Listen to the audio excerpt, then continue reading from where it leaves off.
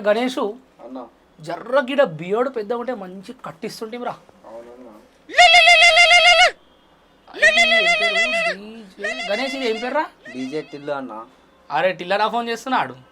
DJ గీజే మన బజాయించాలేమో, మన మంచి ప్రోగ్రామ్ ఉండొచ్చురా గణేష్. మనకి గణేష్ నువ్వు వెళ్ళిపోయాడికి డీజే టిల్లు బాయ్ ఎట్లున్నావు ఆఫ్టర్ లాంగ్ టైమా? తౌఫిక్ ఏడన్నావురా? ఏమన్నా నైట్ బ్రాండ్ గిండి ఏమన్నా చేంజ్ చేసినావా? గొంతు మొత్తం అంకుల్ వాయిస్ వస్తున్నది ఏమన్నా? అరే నేను టిల్లు కానీ కాదురా, వాళ్ళ అయ్యని మాట్లాడుతున్నా. అరే అంకుల్ అంకుల్ అంకుల్ అంకుల్ చెప్పురా అంకుల్ ఏమైంది గిట్లా? నేను గుర్తొచ్చినా. టిల్లు కూడా ఏడున్నారా? ఇంకేడుంటాడు, పిల్ల దగ్గర ఉంటాడు. ఏందిరా? అట్లా అట్లా అట్లా కాదు, అదే అంకుల్ అదే అదే అదే అదే డీజే ప్లేయింగ్ ఉంటాడు అని చెప్తున్నా. అరే అవులా, ఈ రోజు మంది పుట్టినరోజు ఉన్నది, వాడు వస్తా అని చెప్పేసి ఇంతవరకు రాలేదు. వాని కోసం ఎదురు చూస్తున్నా. వాడు వచ్చేదాకా గిన్నెలో అన్నం కూడా ముట్టుకోలేను. అరే అంకుల్ నీ దగ్గర డీజే టీలా ఆల్టర్నేటివ్ నంబర్ లేదా? అరే ఆ బేకర్ గానికి ఒక్క సిమ్ ఉండే ఎక్కువ, అంటే ఇంకో సిమ్ కూడా ఉన్నదిరా వానికి. అరే అంకుల్ టిల్లానాకి ఒక్క సిమ్ము రెండు సిమ్ములు కాదు, దునియాలో చాలా సిమ్ములు ఉన్నాయి, చాలా ఫోన్లు కూడా ఉన్నాయి. సరే గదంతా కాదు, నువ్వైతే గిడికి రా. తౌఫిక్ నువ్వు వాడినే ఉండరా, 2 నిమిషాలు వస్తున్నా. నువ్వు పెట్టి ఫోన్ పెట్టి. అంకుల్ వచ్చేసిరా, కూర్చొని కూర్చొని నేను ఒక్క నిమిషంలో టిల్లానాకు ఫోన్ చేస్తున్నా జరా. చెయ్యి, ఎక్కడ ఉన్నాడు కనుక్కో. హలో టిల్లన్నా, అరే నేను తౌఫిక్ని మాట్లాడుతున్నా. అరే ఏందన్నా పుట్టినదినం నాడికి ఇవన్నీ? ఇడా మీ అయ్యా నువ్వు వచ్చిందాక అన్నం తింటలేనని కూర్చున్నాడు. అరే నువ్వే అంటావు కదా అన్న, పైసలు మొలతాడు కట్టుకొని బొందలగడ పోతావా అంటావు. నువ్వేమో ఈరోజు ఇంత పైసలు ఖర్చు పెట్టి నీ పుట్టిన దినం చేస్తే నువ్వే ఇట్లా పోరిలకి ఇస్తలా పడితే ఎట్లా అన్న? అరే డీజే బజాయించుడు కాదు, ఇవన్నీ కాదు. సరే నువ్వు జల్దీ రా, నేను సంజాయించుకుంటా, నువ్వు రా కదా. అంకుల్ టిల్లాన్న వస్తున్నాడు, నీ కొడుకు మీద నాకు నమ్మకం, నువ్వు ఏం టెన్షన్ తీసుకోకు, అన్నీ కావాలని టిల్లాన్నకు. వాడిని లోపలికి రానియకు, మన ఇద్దరమే మాట్లాడుకుందాం. అదే బెస్ట్, వచ్చినాక మాట్లాడదాం, వచ్చినాక బయట పెడదాం. Super super. అంకుల్ నమస్తే. నమస్తే. వేదాంత్ నా పేరు. ఎస్. ఎలా ఉన్నారు? ఏంది మీ పూర్తి పేరు నుండి, మీ ఫ్యామిలీ నేపథ్యం నుండి, మీ ఈ యొక్క చిత్రం వైపు మలుపు నుండి అన్నీ కూడా మా ప్రజల కోసం, మా ప్రేక్షకుల కోసం చెప్పాలి. ప్రేక్షకులు నమస్కారం. మీ దీవెనలు, మీ ఆశీర్వాదాలు నన్ను ఈ రోజున వేదాంత్ దగ్గరికి తీసుకొచ్చి కూర్చోబెట్టాయి. చాలా సంతోషంగా ఉంది. మీ అభిమానంతో, మీ ఆదరణతో మా సినిమా సూపర్ డూపర్ హిట్ అయింది. మాకు ఒక మంచి గుర్తింపు వచ్చింది. ప్రత్యేకంగా నాకు చాలా మంచి గుర్తింపు వచ్చింది. ప్రజల్లో నన్ను బాగా గుర్తుపడుతున్నారు. సార్ మీరు యాక్చువల్గా చెప్పాలంటే ఇప్పుడు నా పేరు డీజే టిల్లు ఫాదర్. నా పేరు మర్చిపోయారు, మురళీధర్ గౌడ్ అనే పేరు మర్చిపోయారు. అంతకుముందు పరిచయం ఉన్న వాళ్ళు మాత్రమే నన్ను ఇప్పుడు మురళీధర్ గౌడ్ అని తెలుసు. కానీ ఇప్పుడు రీసెంట్గా వచ్చిన వాళ్ళకి అందరికీ కూడా, ఈవెన్ షూటింగ్స్లో కూడా నేను వెళ్తే కూడా, ఏదైనా ఆఫీస్కి వెళ్ళినా షూటింగ్స్కి వెళ్ళినా డిజిటల్ ఫాదర్ గారిని రమ్మని అదే అని చెప్పేసి పిలుస్తున్నాను. ఆడిషన్స్కి వెళ్ళినా కూడా, ఆడిషన్స్కి అంటే ఆడిషన్కి ఇప్పుడు వెళ్ళట్లేదు వేదాంత్, జస్ట్ నన్ను కాల్ చేస్తున్నారు, ఒకసారి ఆఫీస్కి రండి సార్ అని చెప్పేసి. ఏదైనా మాట్లాడడం పిలుస్తున్నారు, క్యారెక్టర్ చెప్పడానికి పిలుస్తున్నారు తప్ప ఆడిషన్స్ అనేవి లేవు. అయితే ఇంతకుముందు మీరు బయట కూర్చున్నప్పుడు మీ స్లాంగ్ చూస్తే ఎట్లా మాట్లాడుతున్నారంటే చాలా అక్కడ ఆంధ్ర అనలేము, ఇక్కడ తెలంగాణ అనలేము. నేను ప్రాంతీయ భేదం గురించి మాట్లాడతలేదు, మీ యొక్క స్లాంగ్ గురించి స్పెషాలిటీగా తీసుకుంటే ఇక కొంచెం నీట్గా మాట్లాడుతాం. మనం ఈ ఇంటర్వ్యూలో నీట్గా మాట్లాడొద్దు. నాకు కూడా డీజే టీలో వాళ్ళు అయ్యనే కావాలి. నువ్వు ఎట్లా అంటే గట్లా అంటే అరే ఏం చేస్తుర్రా ఇడా, నేను మ్యూజిక్ బజాయిస్తున్నాను, అట్లా మాట్లాడాలి. చలో అంకుల్, ఇంకా మీ ఫ్యామిలీ నేపథ్యం, మీ ఊరు, మీ కథ. మాది మెదక్ జిల్లా రామాయంపేట. సూపర్. నేను అక్కడే పుట్టాను 66 ఏళ్ల క్రితం. 66 ఏళ్ళు. ఇప్పుడు మీ వయసు 66 ఇండైరెక్ట్గా చెప్తున్నాను మాకు. చలో. అంటే స్కూలింగ్ మాత్రము ఒక 3-4 చోట్ల జరిగింది. రామాయంపేటలో కాకుండా గజ్వేల్లో కొంతకాలము, సిద్దిపేటలో కొంతకాలము, రామాయంపేటలో కొంతకాలం జరిగింది. నా ప్రైమరీ ఎడ్యుకేషన్ ఏమో రామాయంపేట జరిగింది. ఆ తర్వాత మళ్ళీ అప్పర్ ప్రైమరీ ఎడ్యుకేషన్ ఏమో సిద్దిపేటలో జరిగింది. హై స్కూల్ ఎడ్యుకేషన్ ఏమో గజ్వేల్లో జరిగింది. హై స్కూల్ దాకా వచ్చి లాస్ట్కి మళ్ళీ డిగ్రీ ఏమో సిద్దిపేటలో జరిగింది. ఫైనల్గా సిద్దిపేటలోనే నా ఎడ్యుకేషన్ ఎండ్ అయిపోయింది, డిగ్రీ వరకే. ఆ తర్వాత ఎంఏ కూడా అటెండ్ అయ్యాను, కానీ అంత పెద్ద క్యాజువల్గా తీసుకున్నా, టేక్ ఇట్ ఈజీగా పోయింది ఎంఏ. అయితే మా కుటుంబ ఆర్థిక నేపథ్యం గురించి చెప్పాలంటే కొంచెం బీద పరిస్థితి కాబట్టి ఇంకా డిగ్రీ తర్వాత అంటే అఫ్కోర్స్ మా నాన్నగారికి నన్ను చదివించాలనే కోరిక ఉన్నా కూడా అంత ఛాన్స్ నేను ఆయనకి ఇబ్బంది పెట్టాలని అనుకోలేదు. వ్యవసాయదారుడేనా నాన్న? కాదు, మాది కులవృత్తి, మేము గౌడ్స్ కదా, మాది ఒక కులవృత్తి. ఈ 3 చోట్ల తిరగడానికి కారణం కూడా ఆ కులవృత్తి. రకరకాల వ్యాపకారం వల్ల అక్కడ ఒక చోట, ఇక్కడ ఒక చోట కొద్ది కాలం ఉండవలసి రావడం వల్ల అక్కడ 4 ఇయర్స్, ఇక్కడ 3 ఇయర్స్ ఉండటం వల్ల అక్కడ ఉండిపోయాం. ఫైనల్గా సిద్దిపేటలో సెటిల్ అయినాము. ఆ తర్వాత నా డిగ్రీ అయిపోయిన తర్వాత మళ్ళీ మేము రామంపేటకు వచ్చేసి రామంపేటలో ఉన్నాము. Till now we are in Ramayapeta. అయితే ఇప్పుడు అది అయిపోయిన తర్వాత మరి ఏ జాబా లేకపోతే డైరెక్ట్ సినిమా ఇండస్ట్రీకి వచ్చేసి ఏమైంది డిగ్రీ అదే ఈ నా స్కూల్ స్థాయిలోనే నాకు కల్చరల్ యాక్టివిటీస్ మీద ఒక రకమైన మోజు ఏర్పరిచింది మా గురువు గారు ఓకే చిల్మెల కృష్ణయ్య గారు అని నాకు టీచర్ ఉండేవారు. ఓకే దాదాపుగా నేను ఇంటికి భోజనానికి మాత్రమే వెళ్ళేవాడిని. ఇంకా నా స్కూలు, నా ట్యూషను, నేను పడుకోవటము, ఉండటము ఈవెన్ అంతా మొత్తం సార్ దగ్గరే ఎక్కువ శాతం నన్ను ఆయన దగ్గరే ఉంచుకునేవాడు, నన్ను మా తమ్ముడిని. ఆ విధంగా ఆయనతో బాగా నాకు చనువు లేకపోయినా ఆయన్నే నాతో బాగా చనువుగా ఉండేవాడు. సాన్నిహిత్యం బాగా పెంచుకునేవాడు. నాతో ఒక పెద్ద అనుబంధం ఏర్పరచుకున్నాడు ఆయన. ఆయన నన్ను ఎంతగా ప్రేమించాడు అని అంటే ఆయనకు కొడుకు పుడితే నా పేరు పెట్టుకున్నాడు ఆయన. మురళి అని పెట్టుకున్నాడు. నా పేరు మురళీధర్. రికార్డ్స్లో మురళీధర్ ఉంటుంది. ఇప్పుడు నేను ఇండస్ట్రీకి వచ్చిన తర్వాత మురళీధర్ గౌడ్ అని పెట్టుకున్నా. ఆ మురళీధర్ గౌడ్ అని పెట్టుకోవడానికి కారణం ఏంటంటే ఇక్కడ ముగ్గురు నలుగురు మురళీధర్లు ఉండటము, ఒకటి రెండు సార్లు కొంచెం తేడా రావటము,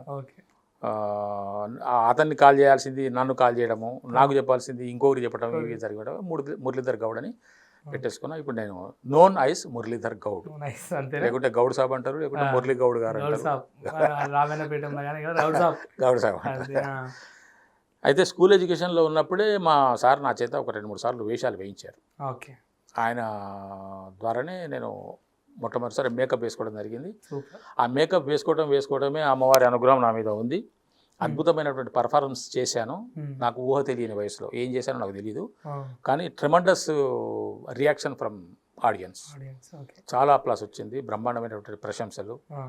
నాకు అర్థం కాలేదు, వాళ్ళందరూ అంతగా ప్రశంసిస్తుంటే అసలు నేనేం చేసాను నాకు అర్థం కాలేదు. నాకు ఈవెన్ నావు ఇప్పుడు కూడా ఏదైనా సీన్ చేస్తే చాలా బాగా చేశారండి అని చెప్పేసి డైరెక్టర్స్ అంటుంటే నాకు మళ్ళొక్కసారి అడిగి గుర్తొస్తుంది. అది గుర్తొస్తుంది. ఏమో నేను మామూలుగా చేస్తే వీళ్ళు ఇంతగా అప్రిషియేట్ చేస్తున్నాను, ఇది బాగా చేస్తున్నాను అంటున్నాను, ఇది మామూలుగానే కదా అని నేను అనుకుంటా. ఇంకోటి వేదాంత, ఇప్పుడు ఇంత పీరియడ్లో ఈ సినిమాలు, సీరియల్స్, నాటకాలు చేసిన పరిస్థితుల్లో ఏనాడు కూడా ఒక్కరు ఇద్దరు ఉన్నట్లే వాళ్ళు అది కావాలని చేసినాయి, కానీ ఏ సందర్భంలోనూ కూడా డైరెక్టర్స్ నుంచి నాకు అద్భుతమైనటువంటి అప్రిషియేషన్స్ వచ్చినాయి. నాకు ఓపెన్గా చెప్పకపోయినా మనసులోనైనా ఆయన మంచి ఆర్టిస్ట్ అండి, చాలా బాగా చేస్తున్నాడు అని చెప్పేసి అనుకున్న సందర్భాలే ఉన్నాయి తప్ప నన్ను ఇబ్బంది పెట్టిన వాళ్ళు కానీ రెండవ టేక్ కానీ వెళ్ళింది లేదు. నేను ఓన్లీ సింగిల్ టేకే. అది ఎంత పెద్ద సీన్ అయినా, ఎంత పెద్ద కాంబినేషన్ అయినా కూడా నా వరకు నా నుంచి ఎటువంటి కరెక్షన్స్ ఉండవు. టేక్ ఓకే అయిపోతుంది. ఒకవేళ సెకండ్ టేక్ వెళ్తున్నారంటే ఇంకెక్కడైనా కరెక్షన్ ఉంటుంది, నాకు మాత్రం మీరు అది కాదండి, టెక్నికల్ ప్రాబ్లమ్ ఏదో ఉంటే అది ఉంటుంది తప్ప నా వల్ల ఎలాంటి, నేను యాక్చువల్గా చెప్పాలంటే I'm an artist of directors. నాకు తెలిసిన విషయం ఇంకోటి, మీరు పెద్దగా 10-15 సంవత్సరాల ఎక్స్పీరియన్స్ కూడా ఏం లేదన్నట్టు తెలిసింది. ఉన్న ఒక 10-15 ఎక్కడ 5-6 ఏళ్ళేది నేను వచ్చి అంతే. 5-6 ఏళ్ళ సంవత్సరంలోనే ఈ రోజుకి సింగిల్ టేక్ ఆర్టిస్ట్ అయిపోయారా? నేను మొదటి నుంచి సింగిల్ టేక్ ఆర్టిస్ట్ అంతే, ఫస్ట్ నుంచి సింగిల్ టేక్ ఆర్టిస్టే. నేను నా ఎంట్రీ అసలు ఇక్కడే ఒక సందర్భంగా ఏం చెప్పాలంటే, నాకు కోరిక ఉన్నది వేదాంత్, సినిమాల్లో నటించాలనే కోరిక ఉంది, కానీ సినిమాల్లోకి వెళ్ళగలను అని నేను ఎప్పుడు అనుకోలేదు, ఊహించలేదు కూడా. ఎందుకంటే మాకున్న నేపథ్యంలో అసలు ఎటువంటి వారసులు అంటే సినీ రంగానికి సంబంధించిన వాళ్ళు ఎవరు లేరు. అప్పుడు ఉన్నది కూడా మద్రాసులో ఉన్నది ఫీల్డ్, హైదరాబాద్లో లేదు. పైగా మేము హైదరాబాద్లో కూడా లేము, ఏదో సరదాగా చేద్దామని చెప్పేసి మేము ఎక్కడ పల్లెటూరులో ఉన్నాం. రామాయంపేట అంటే ఇక్కడికి 90 కిలోమీటర్లు ఉంటాం, అంతే, పెద్ద పల్లెటూరేం కాదు. సరదాగా వచ్చి సినిమాలు కూడా చూసిపోయి వెళ్ళాం హైదరాబాద్కి వచ్చి. ఏజీ చాలా వెరీ నియర్ కదా, 90 కిలోమీటర్ అంటే పెద్ద దూరమే కాదు, బండి మీద వస్తాం మేము అక్కడ. నాకు అప్పుడు ఒక 40-50 ఇయర్స్ బ్యాక్ బండి మీద వచ్చేవాళ్ళం, 2 వీలర్ మీద వచ్చి హైదరాబాద్కి వచ్చేసి ప్యారడైస్లో బిర్యానీ తిని సినిమా చూసి వెళ్ళిపోయేవాళ్ళం రాత్రి. అట్లా ఉన్న సందర్భంగా సినిమా రంగంలో నేను ఒక నటుడిని అనే ఫీలింగ్ నాకు ఉంది, మొదటి నుంచి ఉన్నది. ఎంట్రీ అవుతాను కానీ సినిమాల్లో నేను ఏదో ఒక రోజున చేస్తానని కానీ నేను ఎప్పుడు ఊహించలేదు. అందువల్ల ఏం చేశానంటే ఆ కోరికను అట్లా ఒక 40 ఏళ్ళు దాచుకున్నా, లిటరల్లీ దాచుకున్నా. కానీ మీకు ఎక్కడనో రాసి ఉన్నది, మీరు కంపల్సరీ ఒక సినిమాలో మీరు పడాలి, మీకు మీ నటన ఎక్కడనో లోపల నుంచి ఒకటేసారి మంచిగా అందరిలో డీజేటీలు అయ్యో తీరి గట్టిగా పడిపోయింది ఒకటి. అయితే డీజేటీలు సినిమా ఆడిషన్లా మీరు ఏం చేసినాడు? డీజేటీలు సినిమాలో నన్ను ఆడిషన్ కోసం పిలలేదు, పిలిచారు, కానీ ఆడిషన్ కోసం అని కాకుండా ఒకసారి చూద్దాము అనేటువంటి దూరంలో. చూద్దామంటే వాళ్ళు సర్చింగ్లు ఉన్నారు, 2, 3, 4, 5 సర్చ్ చేస్తున్నారు. 75%, 90% వాళ్ళు నన్ను సెలెక్ట్ చేసుకున్నారు వితౌట్ సీయింగ్ మీ. దీనికి కారణం ఎవరంటే తరుణ్ భాస్కర్ గారు. అవును, డైరెక్టర్ తరుణ్ భాస్కర్ గారు నన్ను సజెస్ట్ చేశారు వాళ్ళకి. సూపర్. అది తరుణ్ భాస్కర్ గారికి మీకు అనుబంధం ఎక్కడ? తరుణ్ భాస్కర్ గారికి నాకు అనుబంధం ఏంటంటే, తరుణ్ భాస్కర్ గారు ఒకటి వెబ్ సిరీస్ తీశారు, పిట్ట కథలు అని ఒక వెబ్ సిరీస్ తీశారు. Okay okay. దాంట్లో ఒక ఎపిసోడ్ రాములు అనే ఒక ఎపిసోడ్లో నన్ను ఎక్స్ఎమ్మెల్యే క్యారెక్టర్కి తీసుకున్నారు ఆయన. నా మీద విపరీతమైన కాన్ఫిడెన్స్ సార్కి ఉండటం వల్ల అసలు నేను ఎప్పుడు సార్ని కలవలేదు. కానీ మరి నేను చేసినవి ఏమన్నా అంతకు క్రితం చేసిన అతను ఏమన్నా చూసారో, ఎడిటింగ్లో చూసుకుంటాను, ఎక్కడ చూసినారో తెలియదు. మొత్తానికి నా మీద సార్కి ఒక కాన్ఫిడెన్స్ వచ్చేసింది ఆయనకు. నేను ఒక మంచి ఆర్టిస్ట్ ఆయన మనసులో ఉంది కాబట్టి నన్ను పిలిచారు ఆఫీస్కి. అక్కడ వాళ్ళ ఆఫీస్లో ఆడిషన్ తీసుకున్నారు. ఆ తర్వాత షూట్ చేసుకున్నాము. పిట్ట కథలు బాగా ఫేమ్ అయింది. దాంట్లో నా క్యారెక్టర్ కూడా ఫస్ట్ టైం రికగ్నిషన్ వచ్చిందంటే అక్కడ అసలు యాక్చువల్గా పిట్ట కథలోనే. పిట్ట కథలు ఫీల్డ్ వరకు వారు పిట్ట కథలు బాగా చేశారంటే మీరు అని చెప్పేసి అనేటువంటి అప్రిషియేషన్ వచ్చింది. డీజే టిల్లుతోని ఆడియన్స్లో వచ్చింది. అవును, వాస్తవం. అక్కడ వరకు సినిమా రంగంలో అది ఒక మంచి ఆర్టిస్ట్ అని పేరు సంపాదించుకున్నాడు. తర్వాత ఇక్కడికి వచ్చేసరికి అరే అమ్మ మరే మా ఇంట్లో మా అయ్య కూడా ఇట్లా తిడతాడు రా భయ్, అరే ఏం పని చేసినా కూడా ఇదే అంటాడు రా భయ్ ఏదో ఒకటి అన్నట్టు. అయితే సిద్ధు గారు తరుణ్ భాస్కర్ గారిని, సార్ ఇట్లా నేను ఒక కథ రాసుకున్నాను, ఒక ఫాదర్ క్యారెక్టర్ చాలా బాగా వస్తున్నది, నాకు ఒక మంచి ఆ విధంగా చేయగలిగే ఆర్టిస్ట్ ఒకరు చెప్పండి సార్ అని చెప్పేసి అంటే తరుణ్ భాస్కర్ గారు నా పేరు సజెస్ట్ చేశారని చెప్పేసి విన్నాను. సూపర్, అద్భుతం. అది చెప్పారు నాకు, సిద్ధు గారు చెప్పారు అన్నమాట. ఫస్ట్ డే నేను షాట్లోకి వెళ్ళబోయే ముందు నేను హీరో మదర్ క్యారెక్టర్, మా ముగ్గురి మధ్య కాంబినేషను అదే ఇడ్లీ దగ్గర. ఫస్ట్ నాది ఇంట్రడక్షన్, నేను ఫస్ట్ చేసిన షాట్ అదే. అక్కడికి వచ్చినప్పుడు సిద్ధు గారికి హీరో ఈయన అని చెప్పేసారంటే లేచి నమస్కారం చేస్తే అప్పుడు ఆయన్నే సార్ మిమ్మల్ని తరుణ్ భాస్కర్ గారు నాకు చెప్పారండి, మాకు చెప్పారు. అంటే దానికన్నా ముందు ఆఫీస్కి ఏమో వెళ్ళినట్టుగా ఇన్ఫర్మేషన్ ఏం వెళ్ళలేదు, డైరెక్ట్ షూట్కి వెళ్ళాను. అట్లా కాదు, చెప్పటం వల్ల అప్పుడు వాళ్ళు పిలిచారు. ఓకే, తరుణ్ భాస్కర్ గారు ఇతన్ని తీసుకోండి, ఇతను బాగుంటాడు, బాగా చేస్తాడు అని చెప్పటం వల్ల ఒకసారి చూద్దామని చెప్పేసి ఆఫీస్కి పిలిచారు. సో ఆఫీస్లో కెమెరా ముంగట ఏమైనా చేయడం జరిగిందా? కెమెరా లేదు. మన విమల్ గారు డైరెక్టర్ గారు, ప్రణయ్ గారు అని చెప్పేసి డిపార్ట్మెంట్, ఆ ఇద్దరు నన్ను ఒక సీన్ ఇచ్చారు. సీన్ ఇచ్చి ఒకసారి ఈ సీన్ చేయండి సార్ అని గుర్తుందా ఏమన్నా దానికి సంబంధించి? ఇదే మన ఫస్ట్ సీన్, అంటే అది దీంట్లో లేదు ఇప్పుడు. ముగ్గురు పిల్లలు డాన్స్ చేస్తుంటే నేను డోర్ తీసుకుని వచ్చే అక్కడ వేరే డైలాగులు ఉన్నాయి, కొన్ని వేని డైలాగులు గుర్తుంటే మాకోసం. అంటే సినిమాలు లేవు మరి ఇప్పుడు, అవి సినిమాలో లేవు, గుర్తుంటే మాకోసం యాక్షన్ చేసి చూపిండి అంతే, ఏం లేదు. మీరు ఆఫీస్కి వెళ్ళినప్పుడు ఏదైతే కెమెరా ముంగట విమల్ గారు కెమెరా లేదు అక్కడ, అదే విమల్ గారు అదే మా ప్రేక్షకుల కోసం మీరు కెమెరా ముంగట చేయండి, చిన్న యాక్షన్ అట్లా. అవును, ఇప్పుడు సిద్ధు, మార్కస్, వాడు లడ్డు, నేను సిద్ధ, అదృష్టం, సూపర్. ముగ్గురు ఏదో చేస్తున్నారు. నేను డోర్స్ ఓపెన్ చేసుకుని చూసాను, ఒకసారి చూశాను ఇదంతా. దాని తర్వాత కాని పరిస్థితి ఏం జరుగుతుంది ఇక్కడ, ఏందిరా సిద్ధు ఇది, ఏం చేస్తున్నావు? అరే డాడీ డిస్టర్బ్ చేయకు, నేను ప్లేయింగ్లో ఉన్నా, మ్యూజిక్ ప్లేయింగ్లో ఉన్నా, నాకు డిస్టర్బ్ చేయకు. 6,000 రూపాయలు పెట్టి ప్రోటీన్ పౌడర్ కొనుక్కున్నావు, నెల అయింది దాన్ని ముట్టలేదు ఇంతవరకు. 6,000 రూపాయలు నాశనం పట్టించి. డాడీ ఆల్రెడీ ప్రోటీన్ నా బాడీలో ఉన్నది, నా మజిల్ చూసినావా ఎట్లున్నదో. మరి ఎందుకు కొన్నావురా అది? 6,000 రూపాయలు అతను ఎందుకు ఇప్పించినవరా? నాకు లేదు అనుకోని కొన్నా, తర్వాత తెలిసింది ఉన్నదని. ఎవడరా నువ్వు, ఏం పని చేస్తావురా? ఏం భయపడకరా భయ, మా అయ్యనే చెప్పును. నడు వదలడు, నడు, నువ్వేమనిరా, వానికి నీకేం సంబంధం రా, నువ్వు మ్యూజిక్ డైరెక్టర్, నడు నడు. ఏందిరా సిద్ధు ఇది? డాడీ నేను చెప్తున్నా, నా దోస్తుల జోలికి రావద్దని చెప్పినా ఇది 4వసారి, మళ్ళీ ఏమన్నా అంటే చాలా పెద్దగా హట్ అయిపోతే ముందే డెలికేట్ మైండ్ నాకు చెప్తున్నాను. నడు బెటర్, నువ్వు కూడా బెటర్. Super, excellent. అరే అంటే విత్ ఇన్ సెకండ్స్లలో ఇంతసేపు నార్మల్గా ఉండి విత్ ఇన్ సెకండ్స్లలో ఎట్లా మార్పు, ఎట్లా అదంతే వస్తుంది, అది సిచ్యువేషన్ బట్టి, ఆ యొక్క సందర్భాన్ని బట్టి ఇమీడియట్గా మార్పులు వస్తాయి. అంటే ఈ సీరియస్నెస్ ఇప్పుడు డీజే టిల్లు మూవీ మొత్తంలో కూడా సీరియస్గా అట్లా ఉన్నారు. అంటే ఈ ఎమోషనల్ టైప్లో కూడా అదే ప్రకారంగా వెళ్తారా? నవరసాలలో అన్నిట్లో కూడా అంతే సేమ్ పండించగలుగుతారా? డెఫినెట్గా పండిస్తాను, మీకు ఏది కావాలో చేస్తాను. ఒక్క ఎమోషనల్గా ఏదన్నా ఒకటి. ఎమోషనల్ అంటే అసలు ఏంటి, నీ ఉద్దేశం ఏంటి? ఎమోషన్ అంటే ఏమనుకుంటున్నాను, ఏం చెప్పాలి ఇప్పుడు నేను? ఏం బాధపడాలి నేను? మీ డాటర్కి ప్రెగ్నెన్సీ వచ్చింది పెళ్లి కాకముందే, ఎవరి వల్లనో. డాక్టర్ ఏం మాట్లాడుతున్నారు నువ్వు? దానికి ప్రెగ్నెన్సీ రావడం ఏంట్రా? ఎవడు వాడు? ఇదంతా నాకు తెలియకుండా జరిగింది. అసలు నా దగ్గర ఎందుకు దాచిపెట్టారా మీరు? ప్రెగ్నెన్సీ అంటే ఇప్పుడు దాని బ్రతికేం కావాలి? ప్రెగ్నెన్సీ నేను తట్టుకోవాలా? తట్టుకొని బ్రతకల్లా?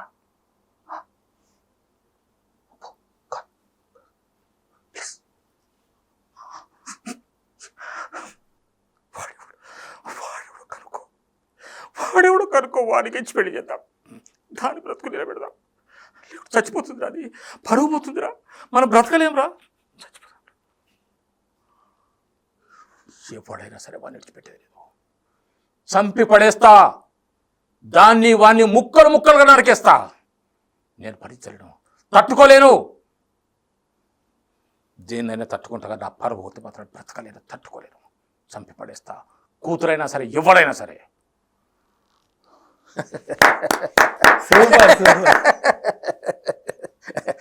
నా కూతురు ఎప్పుడు అలా చేయదు, అలా ఎన్నటికీ చేయదురా. దాది ఎవడో అబద్ధం చెప్పి ఉంటారు, చూడు ఒకసారి కనుక్కో, అదేదో అబద్ధం చెప్పి ఉంటుంది, ఏదో నీతో ఒకసారి కనుక్కో కనుక్కో, డెఫినెట్గా నా మాట కరెక్ట్ అవుతుంది, చూడు. అరే రే రే రే అంటే ఒకటే సూపర్ సార్. కలమ్మ తల్లి మీ దగ్గర ఉన్నది compulsory. Thank you. Within సెకండ్స్లా అంటే ఎమోషనల్ అంటే సార్ నిజంగా కళ్ళకి వాటర్ వచ్చినాయి సార్. ఎస్. అంటే అది ఎట్లా సాధ్యమైంది సార్? ఒక సావిత్రి గారు అంత పెద్ద నటు అంటే తను తీయగలిగింది. ఈరోజు నేను మళ్ళీ అది సినిమాలలో ఏదో డైరెక్టర్ చెప్పడమే చూడడం తప్ప మళ్ళీ ఒక ఆర్టిస్ట్ కళ్ళకి వెళ్ళి వాటర్ చూడడం అంటే మీరు సెకండ్ పర్సన్ నా లైఫ్లో. ఆడిషన్స్ తీసుకున్న సందర్భంగా ఇదే ఒక డైరెక్టర్ గారు సిచ్యువేషన్ చెప్తే, కోర్టులో సీన్ అది నాకు ఇప్పటికి జ్ఞాపకం ఉంది బాగా. సార్ ఒక కోర్టులో సీన్ సార్, మీరు చేయని నేరానికి మీకు శిక్ష పడింది, అసలు నేరం మీరు చేయలేదు, కానీ జడ్జికి కావాల్సింది ఏమిటి? సాక్ష్యం. ఆ సాక్ష్యం మిమ్మల్ని నేరస్తుడు, మిమ్మల్ని మీరు తప్పు చేసినట్టుగా నిరూపించారు అవతలి వాళ్ళు. చేయని నేరానికి మీకు శిక్ష పడింది, యావజ్జీవ శిక్ష పడింది. మీది బీద కుటుంబం, మీరు లేకపోతే మీ కుటుంబాన్ని పోషించే వాళ్ళు ఎవరు లేరు. మీరు బోన్లో నిలబడి ఉన్నారు, అక్కడ జడ్జి గారు ఉన్నారు, మీ భావం ఏమిటో చెప్పండి అన్నాడు సార్ ఆయన. వేదాంత్ అంతే, యూ టేక్ టైం అన్నాడు. ఐఎమ్ రెడీ సార్ అన్న. టైం తీసుకోండి సార్, పక్క రూమ్లోకి వెళ్ళండి అన్న. అక్కర్లేదు సార్, ఐఎమ్ రెడీ అన్న. చేస్తారా ఇప్పుడు అన్నారు. ఎస్ సార్, ఐఎమ్ రెడీ అన్న. అరే కెమెరా పెట్టరా అని చెప్పేసాను. కెమెరా తీసుకున్నారు. బోన్లో నిలబడ్డా నేను, ఎదురుగున్న జడ్జితో మాట్లాడాను. వేదాంత్ కళ్ళ ముందు నా ఆవేదన మొత్తం చెప్పాను. జరిగింది ఏమిటి, నేను ఎందుకు ఇక్కడికి దాకా తీసుకురాబడ్డాను, ఆ తర్వాత నన్ను ఎందుకు వాళ్ళు దోషిగా నిరూపించారు, నేను ఎందుకు అశక్తుని అయిపోయాను, నేను నా సాక్ష్యాలు ఎందుకు ఇవన్నీ నేను అప్పటికప్పుడు ప్లాన్ చేసుకొని బోన్లో నిలబడి జడ్జి గారికి నా ఆవేదన చెప్పి వాళ్ళ ఆఫీస్లో. ఆ తర్వాత జడ్జిని ప్రాధేయపడుతుంటే ఏడుస్తూ బోన్లో అట్లా కుప్పగూలిపోతే డైరెక్టర్ కళ్ళలో నీళ్లు గారుతున్నాయి. కట్ చెప్పలేదు ఆయన. సూపర్ ఆయన ఇవన్నీ చెప్పలేదు నాకు. నిజంగా ఒక మాట చెప్పాలా, ఇంతకుముందు అంటే ఎమోషనల్ అనేసరికి సరే డైలాగ్ వరకు మెల్లిమెల్లిగా లోతు దిగుతున్నారు, ఓకే. సడన్గా ఒక్కసారిలో మీ కళ్ళల్లో చూస్తే రెండు రెడ్గా అయిపోయి అందులో నుంచి వాటర్ స్టార్ట్ అయింది. ఎస్, అద్భుతం అసలు. మేము ఒక నాటిక వేసినాము, దాసరి నారాయణరావు గారి జన్మదినాన్ని సందర్భంగా త్యాగరాయ గానసభలో ఒక నాటిక వేసాము. ఆ నాటికలో నాదొక విలన్ క్యారెక్టర్. ఆ ఊర్లో ఒక పెద్ద మనిషి, ఐరగంటు, ఫెరోషియస్. ఎంత ఫెరోషియస్ అని అంటే, నేను ఇప్పుడు మనం మామూలుగా మాట్లాడుకుంటున్నాం కదా, నాకు మేకప్ వేసేసి, నాకు గెటప్ వేసేసి, నేను డ్రెస్ వేసేసుకుంటే నా పక్కన ఉన్న వాళ్ళు కూడా భయపడేవాళ్ళు. ఎందుకు వచ్చిన గోళ తర్వాత మాట్లాడుకుంటే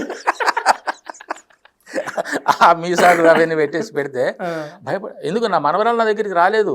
ఆమె ఎదురుగా నాటిక చూసిన తర్వాత మేకప్ వేసుకునేటప్పుడు వచ్చింది, సరదాగా తిరిగింది, పోయింది, మళ్ళీ సీట్లో కూర్చుంది. నాటిక అయిపోయిన తర్వాత మళ్ళీ నా దగ్గరికి రాలేదు, భయపడ్డది. అంత క్రౌర్యంగా, అంత రౌద్రంగా ఉండేవాడిని సీన్లో.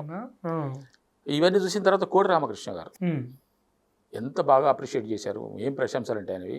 అది సినిమా అంటే మేము కట్ చేస్తాము, మళ్ళీ ఒకసారి ఇది చేసుకుంటాం, ఇటు చూసుకుంటాం, అటు చూసుకుంటాం, చేసి మాకు కావాల్సింది మేము తీసుకుంటాము.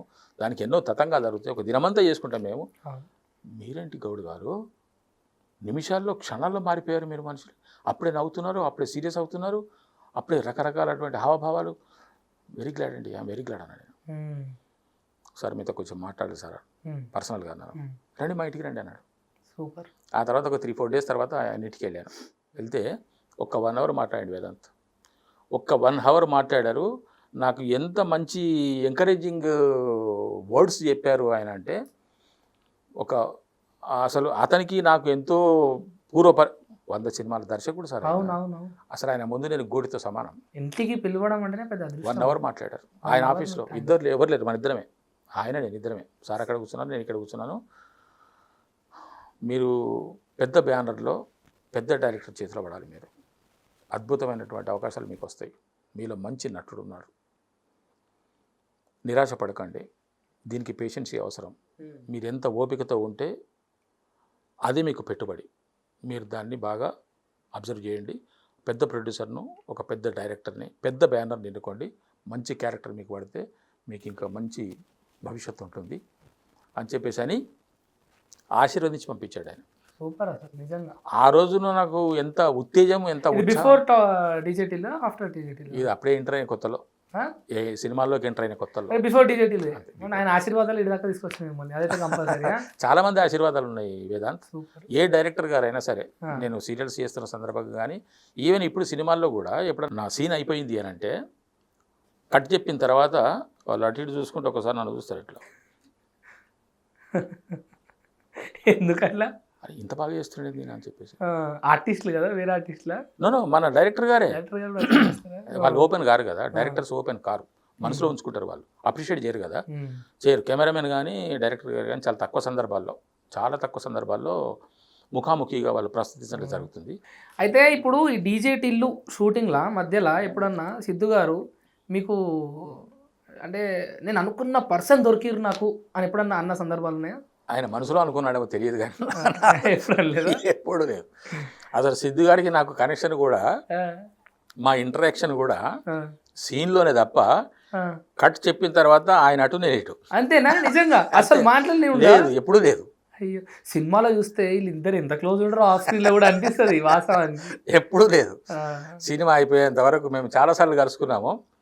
షార్ట్ రెడీ అన్నప్పుడే ఆయన రావడము, వచ్చిన తర్వాత సీన్ వినడము, చేసుకోవడము, కట్ అనగానే అయినట్టు మనం ఇటు. మళ్ళీ ఎప్పుడన్నా సినిమా అయిపోయిన తర్వాత మళ్ళీ ఎప్పుడన్నా కలిసి? లేదు ఇప్పటి వరకు. మొన్న ఆహా వాళ్ళది సర్కార్ 2 అని ప్రదీప్ గారు, యాంకర్ ప్రదీప్ గారి దాంట్లో ఒక గేమ్ షో చేశాం, సర్కార్ 2. దానికి వాళ్ళు డీజేటీలు టీంను పిలిచారు. దాంట్లో సిద్ధు గారిని, తర్వాత మార్కస్ని, నన్ను, తర్వాత హీరోయిన్ వాళ్ళు ప్లాన్ చేసుకున్నారు. 4గురితో గేమ్ షో. ఆ హీరోయిన్ అవైలబుల్ లేకపోవడం వల్ల ఆ రాధిక ప్లేస్లో దీపిక అని ఒక యాంకర్ ఒక ఆవిడ ఉందట, ఆమె తీసుకొచ్చారు. మేము మా 4గురితో షో జరిగింది. ఆ రోజున కలిసాను సిద్ధు గారిని. అది కూడా మొన్న 16th April. So on camera అనేసరికి అయ్యా కొడుకులో బంధం వస్తుంది, ఆఫ్ కెమెరా అయితే నువ్వెక్కడో నేను ఎక్కడ. అంతే, జనరల్గా ఆర్టిస్టులు అందరూ అంతే ఉంటారు. కానీ వాస్తవానికి మీరు డీజేటీలు సినిమా అనేది అన్ని సినిమాలాగా లేదుగా. ఈరోజు డీజేటీలు సినిమా అనే సినిమా ఈరోజు ఎన్ని సినిమాలను అంటే అనాలే, అంతే, ఇంకేముంది, పబ్లిక్ టాక్ లాగా అనాలి. నేను చెప్తాను దానికి వేదాంత్. నా వరకు నాకు డీజేటీలు యొక్క రిజల్ట్ ఏమిటి అంటే, నాలో ఉన్న గట్టి పట్టుదలకి, నా సంకల్పానికి, నేను ఒక ప్రముఖమైనటువంటి సినీ నటుడు కావాలి అని చెప్పేసి కోరిక, నాలో ఉన్న బలమైనటువంటి సంకల్పానికి దేవుని అనుగ్రహం లభించింది నాకు. మంచి అవకాశం. అది తరుణ్ భాస్కర్ గారి ద్వారా వచ్చి సిద్ధు గారు, విమల్ గారు యాక్సెప్ట్ చేయటం వల్ల, ప్రేక్షకులు ఆదరించడం వల్ల ఈ రోజున డీజేటీలు ఫాదర్గా నేను మీకు అందరికీ పరిచితం. నిజంగా నిజమైన జీవితంలో అన్నం పెట్టిన మర్చిపోద్దు, సినిమా ఇండస్ట్రీలో అవకాశం ఇచ్చిన మర్చిపోద్దు. తరుణ్ భాస్కర్ గారే నిజంగా ఒక్క మనిషి 4-5 సార్లు అన్నారు కాబట్టి ఒక్క మనిషి తెలియదు వేదాంత నాకు. సినిమా ఫీల్డ్లో ఒక్క సింగిల్ పర్సన్ తెలియదు నాకు. ఒక్కరంటే ఒక్కరు కనీసం చెప్పుకోవడానికి, అరే వేదాంత్ ఉన్నాడు కదా అనుకోవడానికి, అటువంటి మనిషి సింగిల్ పర్సన్ తెలియదు సినిమా ఫీల్డ్లో. టీవీ సీరియల్స్లో అంటే అఫ్కోర్స్ ఒకరిద్దరు మిత్రులు నాకు అసలు టీవీ సీరియల్స్లోకి నేను రావడానికి కూడా నేను గుర్తు చేసుకోవాల్సిన వ్యక్తి ఇంకొకతను ఉన్నాడు, యాదవ్ కాశీ అని. వాడు నాకు తమ్ముడితో సమానం. మా కజిన్ బ్రదర్కి అతను చాలా థిక్కెస్ట్ ఫ్రెండ్. నేను ఒకసారి ఎలక్ట్రిసిటీ బోర్డులో పనిచేసాను, చెప్పాను మీకు చెప్పలేదు. అయితే ఆ గ్రాడ్యుయేషన్ మనం అక్కడ అయినా డిగ్రీ కాడ అయినా. డిగ్రీ అయిపోయిన తర్వాత ఒక 10 సంవత్సరాలు నేను ఒక వ్యాపారం చేసినాను. వ్యాపారం చేసిన తర్వాత ఆ వ్యాపారంలో నాకు కొంచెం విసుగు వచ్చింది, నచ్చలేదు నాకు. అప్పటికి కూడా కుటుంబం కొంచెం ఆర్థిక పరిస్థితులు లేదు, అటు ఇటే. ఆ సందర్భంగా ఏమైంది, లక్కీగా నాకు ఎంప్లాయ్మెంట్ ఆఫీస్ నుంచి కాల్ లెటర్ వచ్చేది ఇంటర్వ్యూ కోసం. ఎప్పుడైనా అప్లై చేశారా మీరు? అప్పుడు ఎంప్లాయ్మెంట్ ఎక్స్చేంజ్లో రిజిస్టర్ చేసుకుంటే గవర్నమెంట్ ఆఫీసెస్లో ఎక్కడ ఖాళీలు ఉంటే వాళ్ళే మనకు కాల్ చేసేవారు, వాళ్ళ దగ్గర ఇంటర్వ్యూ ఉన్నది పోయి అటెండ్ కమ్మని చెప్పేసి. ఆ విధంగా నేను ఎలక్ట్రిసిటీ బోర్డులో ఇంటర్వ్యూ ఇచ్చినాను. ఇంటర్వ్యూ ఇస్తే సక్సెస్ఫుల్గా అయిపోయింది. నాకు అపాయింట్మెంట్ ఆర్డర్ వచ్చేసింది. జీవితం అక్కడనే ఎండ్ అయిపోతుంది అనుకుంటొచ్చు నాకు తెలిసేది. కానీ నన్ను కొంతమంది ఏమన్నారంటే, వేదాంత్ నేను ఆ బిజినెస్ చేస్తున్న సందర్భంగా నా మీద సానుభూతితోని, సార్ మీరు ఎందుకు సార్ ఈ బిజినెస్ చేస్తున్నారు, నాకు ఎందుకో మీరు ఇక్కడ ఉండడం కరెక్ట్ అనిపిస్తలేదు, మరి ఏం చేయమంటారు సార్? అది ఏదైనా ఉద్యోగం చేసుకోండి సార్, లేకపోతే ఇంకేదైనా చేసుకోండి, ఆ, నాకెందుకో మీరు ఇక్కడ ఉండడం కరెక్ట్గా అనిపిస్తలేదు అని చెప్పేసి అనేవాళ్ళు, ఒకరిద్దరు అన్నారు అట్లాగా. ఓకే. కానీ నాకు వేరే మార్గం లేదు. ఆ, లక్కీగా నాకు కాల్ లెటర్ వచ్చింది. కాల్ లెటర్లో నేను ఇంటర్వ్యూకి వచ్చేసాను. ఇంటర్వ్యూలో అటెండ్ అయిపోయి అపాయింట్ అయిపోయినా, పోయి నేను జాయిన్ అయిపోయినా. ఫస్ట్ నాది పోస్టింగ్ వనపర్తి. ఉమ్, నేను 2 ప్లేస్లో పనిచేసిన హైదరాబాద్, మొత్తం నా ఎంటైర్ సర్వీస్లో 18 సంవత్సరాలు వనపర్తిలో పనిచేసినాను. 9.5 years హైదరాబాద్లో పనిచేసిన. రిటైర్ అయింది కూడా హైదరాబాద్లోనే, okay. As a junior accounts officer in electricity board. Okay. Mint కాంపౌండ్లోనే మా హెడ్ ఆఫీసు. ఓకే. నా టెన్యూర్లో కూడా ఉమ్, ఆ 27.5 సంవత్సరాల సర్వీస్లో అమోఘమైనటువంటి నాకు గుర్తింపు దొరికింది. ఉమ్. నేను ఎక్కడ ఉంటే అక్కడ పరిసరాలని నా చుట్టే ఉండేవి.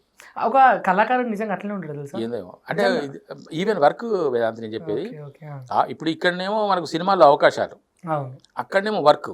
ఉమ్, పెద్ద పెద్ద సీట్లు చేశాను నేను. ఉమ్, నా ఉద్యోగ స్థాయికి మించినటువంటి స్థాయిలో ఉండవలసిన పనులు చేశాను నేను. సూపర్. చాలా హయ్యెస్ట్ పొజిషన్కి వెళ్ళిన నేను. అసలు ఆ స్థాయిలో ఎవరు ఉండరు అట్లా. Um, by the grace of God నాకు అనుకోకుండా ఆ ప్లేస్మెంట్ దొరికింది. ఉమ్, అన్ఎక్స్పెక్టెడ్ ప్లేస్మెంట్ దొరికింది. అందరూ ఆశ్చర్యపోయే విధంగా దాన్ని నేను 22 months నిరాఘాటంగా బ్రహ్మాండంగా చేసుకున్నా, ఎంజాయ్ చేసిన జీవితాన్ని. ఎన్ని? 22 22 months. 22 months. మంత్సే. మరి ఆ ప్లేస్లో అక్కడ ఉంటాం, అది గొప్ప విషయం. నేను తెల్లవారితే ఉంటానో లేదో తెలియని తెలిసే పరిస్థితి అది. అక్కడ ఉంటాం అనేది మామూలు విషయం కాదు అది. నేను సెకండ్ కేటగిరీ మనిషిని. నేను సెకండ్ హ్యాండ్కి 22nd అనుకో నా కేటగిరీ. అటువంటిది సెకండ్ పొజిషన్లో కూర్చున్నాను. ఓవర్లుక్ చేసి పెద్ద ఆఫీసర్స్, డైరెక్ట్గా పెద్ద ఆఫీసర్స్ని దాటుకొని ఆ ప్లేస్కి అట్లా వెళ్ళాల్సి వచ్చింది నాకు, by the grace of God. అంతే, అది ఎవరి ప్రయత్నం కాదు. అది అయిపోయిన తర్వాత రిటైర్ అయ్యారా లేకపోతే మళ్ళీ? అది అయిపోయిన తర్వాత నేను మళ్ళీ నా పొజిషన్కి వచ్చిన. ఆ తర్వాత ట్రాన్స్ఫర్ నా పొజిషన్కి వచ్చేసిన. ఆ దాంట్లో కూడా నేను బ్రహ్మాండమైనటువంటి ఇంటరాక్షన్ విత్ హయ్యెస్ట్ ఆఫీసర్స్. నాది ఎప్పుడు నా లింక్స్, నా సర్కిల్ అంతా పెద్ద ఆఫీసర్స్తో. నన్ను అసలు వాళ్ళ ముందు నేను నిలబడాలి యాక్చువల్గా. అటువంటి ఆఫీసర్స్తోని నేను ఇంటరాక్షన్ చేసిన. నా సర్కిల్ అటువంటిది. నేను కూర్చుంటే నా పెద్ద ఆఫీసర్స్ నా దగ్గరికి వచ్చేసి నన్ను గౌరవించేవాళ్ళు. అంటే నా ట్రీట్మెంట్ అలాగ ఉండేది, నా సర్వీసెస్ అలాగ ఉండేవి. ఇప్పటికి నేను సర్వీస్ మోటర్ని. నేను ఎప్పుడు సర్వీస్ చేద్దామంటే డెఫినెట్గా పనిమంతుంది. నాకు పని కావాలి. I want work every time. పని ఉంటే చాలు, నిద్రాహారాలు లేవు, ఆకలి. 66 సంవత్సరాలు అంటున్నారు ఇప్పటికి కూడా. ఇంకా ఒకటి తక్కువ చెప్పిన నీకు, ఒకటి తక్కువ చెప్పిన. 67 67 అంటే ఇప్పటికి కూడా ఇంకా పని. నేను అనుకుంటా 70 దాటితే కానీ నేను ముసలిని కానేమో అని. ఇప్పటికి కూడా నారే ఎంత యాక్టివ్గా ఉన్నారు, చిన్న వయసు ఉన్నట్లాగా. అయితే ఇప్పుడు ఈ డీజే టిల్లు నేపథ్యానికి వస్తే, ఈ డీజే టిల్లు సినిమా మీ షూటింగ్ ఎన్ని రోజులు ఉండే? 17 రోజులు చేసిన. 17 days. 17 days. అయితే ఇక ఈ షూట్లో మీకు ఫేవరెట్ పర్సన్ ఎవరు డీజే టిల్లు సినిమాలో? ఫేవరెట్ పర్సన్ అంటే మీ షూటింగ్ నేపథ్యంలో ప్రణయ్ అనే వ్యక్తి నేను ఇష్టపడ్డ వ్యక్తి. ప్రణయ్. Okay, okay. అదే ఎవరో, ఎందుకంటే బిగినింగ్ నుంచి కూడా నా ఆడిషన్ తీసుకున్నప్పటి నుంచి కూడా ఆయనతో నేను ఎక్కువ మాట్లాడడం జరిగింది. కాబట్టి అదొకటి నాకు ప్రణయ్ గారి మీద గౌరవం, ఆయన మీద నాకు ఒక ప్రేమ, చిన్న ప్రేమ. సో ఫస్ట్ వాస్తవానికి డీజే టిల్లు సక్సెస్ ఏంటంటే డీజే టిల్లు పాటనే. సో సాంగ్ రిలీజ్ అయినప్పుడు మీరు ఎక్కడ ఉండే? ఆ పాట విని ఈ సినిమాలో నేను ఉన్నా అని చెప్పుకున్నారా ఎవరికన్నా? లేదంటే సినిమా వచ్చిందాక వెయిట్ చేసి చెప్దాం అనుకున్నారా? ఎవరికి చెప్పలేదు. ఫ్యామిలీలో కూడా చెప్పలేదు. ఫ్యామిలీలో కూడా ఇప్పుడు మీ కొడుకు ఎవరికి చెప్పలేదు. కొడుకు చెప్పకుండా ఉంటారా? చెప్పలేదు, ఎవరికి చెప్పలేదు. ఎందుకు చెప్పలేదు అంటే చెప్పుకోవడం ఎందుకు అనిపించింది నాకు. సినిమా హిట్ అవుతున్న సంగతి అంటే ఇప్పుడు ఆ కొన్ని రోజుల వరకు అది కరెక్ట్ సంక్రాంతి టైం ఏదో ఉండే. ఏమేం చేస్తున్నారు అంటే ఫలానా చేస్తున్నా అని చెప్పిన తప్ప ఫలానా దాంట్లో ఇంత క్యారెక్టర్ ఉంటుంది, ఈ విధంగా ఉంటుంది అని చెప్పేసి మాత్రం ఎప్పుడు చెప్పలేదు. నేను ఇంట్లో ఇప్పటికి కూడా చెప్పాను, చేసి రావడమే. ఏదైనా షూటింగ్కి వెళ్తే కూడా షూటింగ్కి వెళ్తున్నా అని చెప్పడము, లేదు అసలు ఇంకో కొన్ని సందర్భాలు అయితే షూటింగ్ కూడా వెళ్తున్నా అని చెప్పాను. నేను పని మీద బయటకు వెళ్తున్నా అని చెప్తాను. సో మీ ఇంటెన్షన్ ఏంటంటే work with silence, success makes noise. అంతేనా? ఈ రోజున వాళ్ళు చూస్తున్నారు. అది కాదు వేదాంత్, ఇప్పుడు నేను రిటైర్ అయిన తర్వాత నన్ను ఎగతాళి చేసిన వాళ్ళు, అపహాస్యం చేసిన వాళ్ళు, ఇండస్ట్రీకి వచ్చే ఎక్కిరించిన వాళ్ళు ఉన్నారు, చాలామంది ఉన్నారు. మా బంధువుల్లో కానీ, మా దాంట్లో తెలిసిన వాళ్ళలో కానీ. రిటైర్ అయిన తర్వాత ఏందా ఆయన ఊరికి ఆగి రెస్ట్ తీసుకోక ఏదో పోతాడు, రాత్రి 9 గంటలకు వస్తాడు, 10 గంటలకు వస్తాడు, ఎవరి దగ్గరికి పోతాడు, ఆయనకి ఏం అవసరం, పోవాల్సిన అవసరం వాళ్ళెంత పెద్ద అని వాళ్ళ ఫీల్ అది. అటువంటి వాళ్ళు ఈ రోజున దే ఆర్ సాటిస్ఫైడ్. నీట్గా మీ సక్సెస్ సమాధానం ఇచ్చిందా? అబ్బో నౌ దే ఆర్ హ్యాపీ. కరెక్ట్గా డీజే టిల్లు సినిమా రిలీజ్ అయిన రోజు వేర్ యు ఆర్, మీరు అసలు ఎక్కడున్నారు? సిరిసిల్లలో ఉన్నా. షూటింగ్లో ఉన్నా. సినిమా చూడటానికి నాకు వారం రోజులు పట్టింది. ఫస్ట్ 1 వీక్ సినిమా చూడలే, అసలు చూడలేదు. షూటింగ్లో ఉన్నా, ఎవ్రీడే షూటింగ్ నాకు అక్కడ. అదొక దాంట్లో మంచి క్యారెక్టర్. ఇప్పుడు 3 సినిమాలు ఉన్నాయి వేదాంత నాకు రిలీజ్ కావాల్సిన 3 సినిమాలు ఉన్నాయి. ఒకటేమో రూపక్ రొనాల్డ్సన్ గారిది, ఆయన డైరెక్షన్లో తిరువేరి హీరోగా పరేషాన్ అనే ఒక సినిమా, దాంట్లో హీరో ఫాదర్. పరిశాన్, ఎస్ నేను విన్నా పరిశాన్. అవును, మంచి సినిమా. అవును, అదే పోస్టర్ కూడా లాంచ్ అయింది అనుకుంటా. ఎస్, మొన్న లాస్ట్ అయింది. చూసిన. తర్వాత చాయ్ బిస్కెట్ ప్రొడక్షన్స్ వాళ్ళది మేము ఫేమస్, దాంట్లో హీరోయిన్ ఫాదర్ క్యారెక్టర్, మంచి కామెడీ క్యారెక్టర్. కామెడీనా? అద్భుతంగా. మీరు కామెడీ బాగా సెట్ అవుతుంది. అరే మీరు కామెడీ చేయొద్దు, మీరు సీరియస్ ఉంటేనే మాకు కామెడీ. అదే మరి నేను యాక్చువల్గా నన్ను సీరియస్గా ఏం సార్ నువ్వు కనీసం నవ్వవాను. మొన్న కూడా మొన్న సిరిసిల్లలో ఉన్నప్పుడు నా పక్కన నా వైఫ్ క్యారెక్టర్ చేస్తున్నామే, మీరు ఎప్పుడు ఇంతేనా, ఎప్పుడు సీరియస్నా అంటే సీన్లో కాదండి బయట కూడా ఇంతేనా అన్న ఆమె సీరియస్గా అడిగింది నన్ను. ఏం చేయమంటారు మేడం, నేను ఉండడం ఆ విధంగా ఉంటాను, నా మనసులో ఏముండదు, కానీ I looks like that. Pawan Kalyan గారి ఆలోచన ఆయన సైలెంట్ ఉంటాడు. మాటలు చెప్తే మర్చిపోయినా. ఇప్పుడు మన వకీల్ సాబ్ లో కూడా జడ్జి క్యారెక్టర్ కదా, 3 సెకండ్లో 4 సెకండ్లో కనపడతా. 3 సార్లు కనపడతారు, 3 సెకండ్లలో 3 సార్లు కనపడతారు. కానీ దాంతో నన్ను చాలా మంది ఏమన్నారంటే, మా మనవాడు క్వశ్చన్ వేసిన వాడు నన్ను. అంతకుముందు నేను సీరియల్స్లో అడప సినిమాలు, అరే ఫలానా సినిమా వస్తే చూడండి, దాంట్లో ఫలానా దగ్గర ఉన్న చెప్పుకుంటుండే, సర్లే వస్తాడు పోతాడని అనుకున్నారు వాళ్ళు. వాడు ఏమంటాడంటే, ఈ వకీల్ సాబ్ చూసిన తర్వాత, నువ్వు వకీల్ సాబ్ చూసినావా, పవన్ కళ్యాణ్ సినిమాలో పోయినావా, ఆ 3 సెకండ్లకి అంత ఆశ్చర్యం అనిపించింది. అంటే పవన్ కళ్యాణ్ ఎంత గుర్తింపు వచ్చింది. చిన్న పర్సన్. అయితే ఇప్పుడు పవన్ కళ్యాణ్ గారి లైవ్లో చూసారు కదా? అవును, చూసారు కదా, అదృష్టంగా లేదు నిజంగా. అయితే మీ షూట్లో మీరు అక్కడ సిరిసిల్లలో ఉన్నారు, ఇక్కడ సినిమా రిలీజ్ అయింది. ఆ కాగానే మంచి రెస్పాన్స్ వచ్చింది, అద్భుతమైన రెస్పాన్స్ వచ్చింది.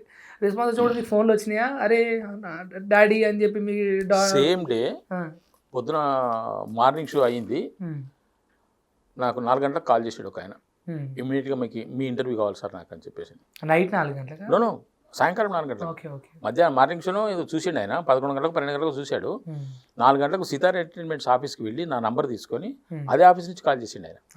అక్కడే అదే ఆఫీస్ ఉంటే అక్కడ ఆఫీస్లో ఉండే కాల్ చేశాడు, సార్ మీ ఇంటర్వ్యూ కావాలని. సార్ నేను చెప్పిన, సార్ నేను సిరిసిల్లలో ఉన్నాను సార్, రాలేను అని అన్నాను. కానీ ఆయన చెప్పిన దాన్ని బట్టి నాకు ఎంత సంతోషం అనిపించింది అని అంటే, ఆయన 1-2 సినిమాలు కూడా ఉదాహరణ తీసి, అవిటికన్నా ఈ సినిమా ఇంకా చాలా బాగుంది సార్, అవే సక్సెస్ఫుల్ సినిమాలు, వాటికన్నా ఈ సినిమా చాలా బాగా అనిపించింది, కాబట్టి ఇమీడియట్గా మీ ఇంటర్వ్యూ ఇస్తే నాకు.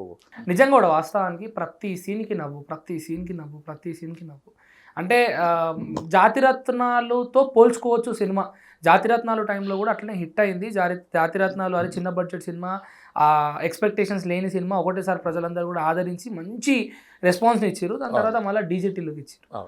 ఒక పెద్ద హీరో కాదు, ఒక పెద్ద ప్రొడక్షన్ కాదు, ఒక పెద్ద ఫాదర్ కాదు, నిజంగా కూడా ఫాదర్ కాదు. అసలు ఎందుకు ఆ రోజున వీళ్ళు చిన్నగా ఏదో గెట్ టుగెదర్ లాంటిది ఏర్పాటు చేసుకుంటే కొంతమంది వచ్చారట ఆ పార్టీకి. నేను కూడా దాంట్లో ఉన్నాను అనుకుని, ఎవరంటే ఆ ఫాదర్ క్యారెక్టర్ వేసిన ఉన్నాడు, వచ్చాడు ఆ పార్టీకి అని చెప్పేసి డీజేటీలో గెట్ టుగెదరా. అట్లా అడిగిన వాళ్ళు ఉన్నారు. ఇప్పటికీ చాలామంది ఆనందంగా ఒక రకమైన నన్ను చూస్తే నవ్వుతున్నారు. ఫస్ట్ నన్ను చూసి, సార్ మీరు డిజిటల్ చేసినా సార్, అవును ఫాదర్గా సార్ మీరు. అంటే వాస్తవానికి కూడా ఏదైనా సినిమా 3 గంటలు సినిమా చూసినామా బయటికి వెళ్ళంగానే సరే ఓకే అనిపిస్తుంది. కానీ ఈ సినిమా డిజెటీలు ఎట్లా అంటే, ఇప్పటికి కూడా మళ్ళీ ఒకసారి డిజెటీలు గురించి మాట్లాడుతుంటే, అరే నేను డిజెటీలో ఫాదర్ క్యారెక్టర్తో కూర్చుందని నాకే అనిపిస్తుంది. అంటే డిజెటీలు సినిమా అనేది ఎట్లా అంటే, ప్రతి ఒక్కరి లైఫ్లో జరిగే కొన్ని అంశాలు బాగా కనెక్ట్ అవ్వడం వల్ల డిజెటీలు సినిమా అంత ఈజీగా మైండ్లోకి వెళ్ళి పోవట్లేదు. ప్రతి అంశం కూడా ఇంత ఈజీగా మైండ్లోకి వెళ్ళి పోతలేదు. అందులో ఫాదర్కి సన్కి జరిగే సన్నివేశాలు ఏవైతున్నాయో అవి ప్రతి ఒక్కరి ఇంట్లో ఏదో ఒక సమయ సందర్భంలో జరగాల్సిన సంఘటనలే కాబట్టి బాగా కరెక్ట్ అయినాయి. అవి కల్పితాలు కావు నిజంగా కూడా. అదే ఎప్పుడు ఏం లేదు ఇప్పుడే కొడుకు కూడా అంతే ఉంటాడు. అరే ఏం డాడీ ఎప్పుడు నాతో ఏం చేసినా కూడా నీకు ప్రాబ్లమేనా? ప్రతి ఇంట్లో బేకార్ కొడుకులు ఉంటారు. వాస్తవమే. మా కెమెరామెన్ నవ్వుతున్నాడు. సరే అయితే ఇక తర్వాత ఇప్పుడు వచ్చేసి 3 సినిమాలు కూడా అట్లనే మంచి 3 సినిమాలు అలాంటివే. 4వ సినిమా ఒకటి కొంచెం ఫైనాన్షియల్గా ఇబ్బందిలో ఉండే, ఆ ప్రొడ్యూసర్ కమ్ డైరెక్టర్ ఆయన్నే, రైటరు ప్రొడ్యూసర్ డైరెక్టర్ ఆయన్నే. ఒక అద్భుతమైన సినిమాగా నాకు ఉండిపోతుందని నాకు అనిపిస్తుంది కదా. అమోఘమైన సినిమా, అది కొంచెం కంప్లీట్ అయితే బాగుంటుంది. చేద్దాం 100%. మా టాప్ తెలుగు టీవీ నుండే మళ్ళీ దాని ప్రమోషన్ చేస్తాం. మనం ఆ సినిమా ఆ సినిమా కంప్లీట్ అయిన తర్వాత ఈ మంత్ ఎండింగ్ కల్లా పాపం ఆయన కష్టపడి ఆ మిగతా 4 days జస్ట్ 4 days షూటింగ్ మిగిలింది. 4 days షూటింగ్ అది వెనక్కో ముందరికో ఉంటే దాన్ని పోస్ట్ పోన్ చేసేవాడేమో కానీ అది మధ్యలో ముక్క మిగిలిపోయింది. దాని ముందు సీన్స్ వచ్చేసి దాని తర్వాత సీన్స్ వచ్చినాయి. మధ్యలో పోలీస్ స్టేషన్లో సీన్ ఒకటి ఏదైతే ఉన్నదో అది కొంచెం మంచి ఎమోషనల్ సీను. ఆ సీన్ ఒకటి చేద్దామని అనుకున్నాడు. అంతలోపలికి ఆయన కొంచెం డబ్బులు ఇబ్బంది ఏర్పడి అవుతుంది. కంపల్సరీ ఆ సినిమా అవ్వాలి, బయటికి రావాలి. మీలాంటి ఆర్టిస్టులు అందరికి కూడా మంచి పేరు రావాలని మనస్ఫూర్తి. సినిమా బాగుంటుంది. సరే అయితే డీజే లాస్ట్కు డీజేటీలు సినిమాలో ఇంటికి రాలేడు, అన్నం తిన్నారా లేదా ఆ రోజు నైట్? ఇక వాడు లేకుండా నేనంటే తింటా. వాడు ఉండాలి కదా, వాడు కొడుకే కదా. అదే నిజంగా అంటే మీ క్యారెక్టర్ అనేది స్క్రీన్లో వచ్చినప్పుడే కాదు, మీరు లేనప్పుడు కూడా మీ గురించి మాటలు. కానీ దాంట్లో ఒక మంచి డైలాగ్ ఉంది చూసినావా, తౌఫిక్తో చెప్తారు చూడు. తౌఫిక్తోనే, అరే మరి మీ నాయన ఎదురు చూస్తున్నారు ఇక్కడ, మరి మీ డాడీ ఇంకా భోజనం చేయకుండా ఎదురు చూస్తున్నాడు అంటే, అరే మాకు అభిప్రాయ భేదాలు ఉంటే ఉండొచ్చు కానీ ఐ లవ్ హిమ్ మోస్ట్ అంటాడు. అంటే ఇక మనోడు ఇరికిపోతానేమో నేను పోలీస్ స్టేషన్ అనే సమయంలో ఒక కొడుకు గుండెల్లో తండ్రి ఏ విధంగా ఉంటాడు, పైకి ఎన్ని రకాలుగా ఇబ్బందులు పెట్టినా కూడా మనసులో ఒక ఫీలింగ్, ఒక టచ్ అనేది ఉంటుంది అని చెప్పేసి ఒక చిన్న డైలాగ్ లో ఉన్నది. అది నేను సారీ చెప్పేమో అంటాడు కదా, అది నేను బాగా ఇష్టపడ్డ డైలాగ్. అది ప్రతి కొడుకు అది ఉండాలి. ఉంటుంది, ఉండకుండా ఉంటుందా కానీ ఒక వయసు వచ్చినప్పుడు ఆటోమేటిక్గా అర్థమై డాడీ మీద ప్రేమలు రెస్పెక్ట్, డాడీ మీద ప్రేమ నిజంగా వాస్తవం చెప్పాలంటే ప్రతి ఒక్క కొడుకు ఉంటాయి. కానీ ఆ రెస్పెక్ట్ అనేది ఎప్పుడు బయటపడుతుంది అంటే వీనికి కొంచెం నాలెడ్జ్ వచ్చి, వీనికి డబ్బు విలువ, డబ్బు పరిస్థితులు ఇట్లా నిజంగా ఇప్పటికీ నేనే పర్సనల్గా నా లైఫ్ గురించి చెప్తున్నా. మొన్నటి వరకు ఒక 3-4 months బ్యాక్ కూడా ఏముంది అనుకుంటుండే, ఒక కుటుంబాన్ని నడపాలంటే ఎన్ని ఇబ్బందులు ఉంటాయి, ఎన్ని స్పీడ్ బ్రేకర్లు ఉంటాయి, ఇవన్నీ దాటుకొని పోయేది ఒక్క నాన్నతోటే అది సాధ్యం అవుతుంది అని నాకు కూడా రీసెంట్గా తెలిసింది. అసలు అసాధ్యాలను సాధ్యం చేసేదే ఇంట్లో కుటుంబంలో నాన్న, ఆయననే హీరో కంపల్సరీ. అది తర్వాత డీజేటీలో నుండి మీ ఫేవరెట్ డైలాగ్ ఒక్కటి మా ప్రేక్షకుల కోసం. దాంట్లో నాకు అన్ని ఫేవరెట్ డైలాగ్సే, అన్ని డైలాగ్స్ నా మనసుకు నచ్చిన డైలాగ్సే.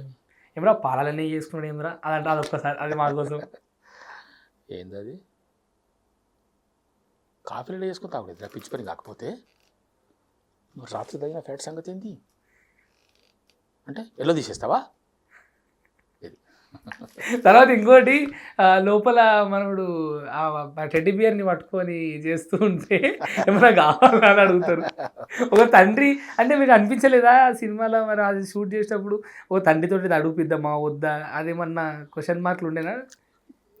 నాకు ఆడిషన్స్ అప్పుడు కూడా ఫస్ట్ చెప్పింది తర్వాత ఇదే ఇచ్చారు నాకు. ఓకే, అప్పుడే నాకు అనిపించింది కొడుకుతోని ఫీలింగ్స్ వస్తున్నాయి అని చెప్పేసి ఏంది అని అనుకున్నా. నేను క్వశ్చన్ చేస్తే మనం ఉంటాము. ఇప్పుడు అక్కడి వరకు ఒక నాన్నకు కొడుకు సంబంధించినంత వరకు సంతోషపడ్డాము. సడన్ గా ఆ క్వశ్చన్ అడగానే ఒక డాడీ నిజంగా ఈ క్వశ్చన్ అడిగితే ఏం ఫీలింగ్ ఉంటుంది, ఆడ ఎక్స్ప్రెషన్ సిద్ధు గారి ఎక్స్ప్రెషన్స్ కూడా ఒకటేసారి స్టక్ అవుతాడు, తర్వాత మళ్ళీ నార్మల్ అయిపోతాడు ఒకటేసారి. మీకు ఒక విషయం చెప్పాలి, ఈ ప్రిన్స్ కట్టేసి అనే ఉన్న చూడు, ఆడ విలేజ్ ఆమె చిచి అనుకుంటా నా మిస్సెస్ క్యారెక్టర్ వెళ్ళిపోతుంది కదా, వెళ్ళిపోయిన తర్వాత సిద్ధు ఉండి ఒకసారి కన్సల్ట్ చేసి అప్పు అని చెప్పేసి ఇన్నే ఉంటావు, ఓ నువ్వు నచ్చింది ఓ అంటాడు చూడు. అదొక 3-4 సార్లు టేక్ అయినాయి. సిద్ధు నవ్వును ఆపుకోలేకపోయాడు.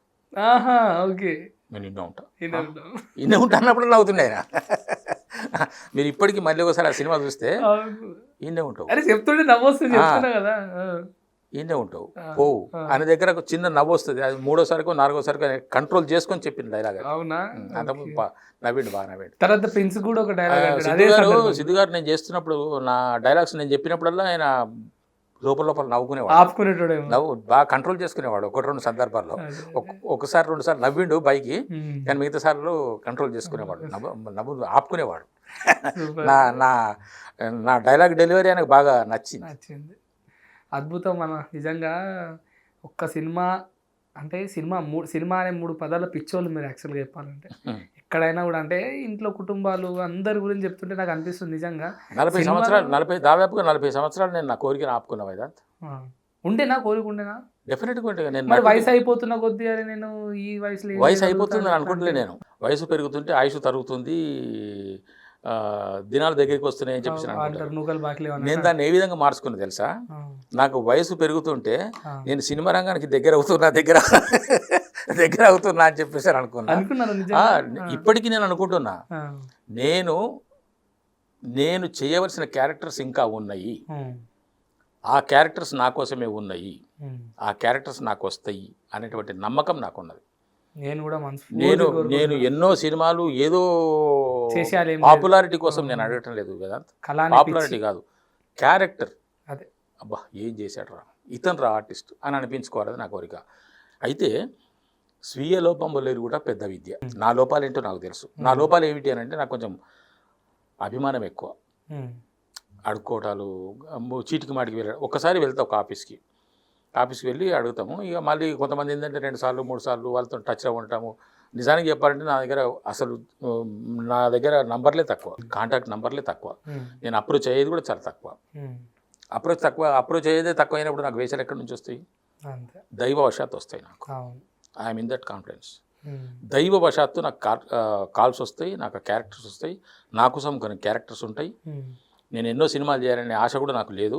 అఫ్కోర్స్ వచ్చిన కొద్దీ చేస్తాను, నాకు రెస్ట్ అనేది లేదు. Till my death, take it granted, till my death నాకు రెస్ట్ అనేది లేదు. I want to work any time, anyway, any time, any place, anywhere. అది దాంట్లో నాకు నిద్రాహారాలు లేవు, ఆకలి తప్పులు లేవు. పని కావాలి, ఆ పని కూడా నాకు షూటింగ్ కావాలి, ఏదో పని కాదు. I want to be in sets, be in location. Super. డెఫినెట్గా నేను ప్రతిరోజు నేను షూటింగ్లో ఉండాలనే కోరిక నాకు. దేవుడు నాకు ఎందుకో ఎక్కువ శాతం రెస్ట్ ఇస్తున్నాడు. ఎంత అలసిపోయినా కూడా మళ్ళీ షూటింగ్ పోవాలనే ఉంటుందా? నాకు షూటింగ్లు పాల్గొనాలంటే చాలా ఇష్టం నాకు. నేను ఈ లైట్ల మధ్య ఉంటే మీరు నన్ను ఎంతసేపు కూర్చుంటా. అంతేనా? మీరు నాకు ఇప్పుడు ఏం చెప్పినా వింటా నేను. లైట్లు కెమెరాలు ఉండాలి, నాకు చెప్పగలిగే వాళ్ళు ఉండాలి, ఇది చేయాలి సార్. ఇంకోటి వేదాంత్, నేను సీన్లో ఉన్నప్పుడు నేను 100% నా కాన్సన్ట్రేషన్ అంతా నా డైరెక్టర్ గారి మీదనే ఉంటుంది. 100% ఉంటుంది, 99 కూడా కాదు, 100%. I will listen to the director only, what is saying. అతను ఏమడుగుతున్నాడు, అతను నా నుంచి ఏం ఆశిస్తున్నాడు, అతనికి నేనేమి ఇవ్వాలి. రెండోసారి మళ్ళీ నేను డైరెక్టర్ గారి చేత చెప్పించుకోను. రెండోసారి నాకు చెప్పకూడదు. ఒక్కసారి చెప్తున్నప్పుడే 100% వింటా నేను. 100% విని ఆయన అన్నదాన్ని తూచా తప్పకుండా చేస్తాను నేను, తూచా తప్పకుండా చేస్తాను.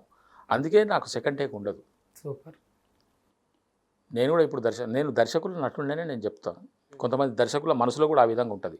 ఒకసారి ఫర్ ఎగ్జాంపుల్ చెప్తాను, ఒక డాక్టర్ క్యారెక్టర్కి ఎవరైనా పిలవాలి, రేపు కావాలి ఒక డాక్టర్ అని అంటే, ఆ డాక్టర్ నేను అయినా అనుకో, రేపు షూటింగ్కి వచ్చిన నేను, డైరెక్టర్ గారు ఏమనుకుంటారు, ఆ పేషెంట్ ఏమో హీరోనో లేకుంటే సంబడి ఇంపార్టెంట్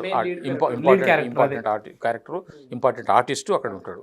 ఈ డాక్టర్ గారు ఎవడో వస్తాడు, ఏదో స్టెథోస్కోప్ పెడతాడు, చెక్ చేస్తాడు, వెళ్ళిపోతాడు అనే కాన్సెప్ట్లో, ఐడియాలో ఉంటాడు. కానీ నేను వచ్చిన తర్వాత నేను అవన్నీ అక్కడ యాక్టివిటీస్, నా బిజినెస్ చూస్తే ఇతనే బయట చేస్తున్నాడు, ఇంకో 2 డైలాగులు ఏమైనా ఎక్స్ట్రా ఇస్తే బాగుంటుంది అనే ఫీలింగ్కి వస్తాడు ఆయన. I'm such an actor. Super. క్యారెక్టర్ని ఇంప్రవైజ్ చేయించేలా చేస్తాను.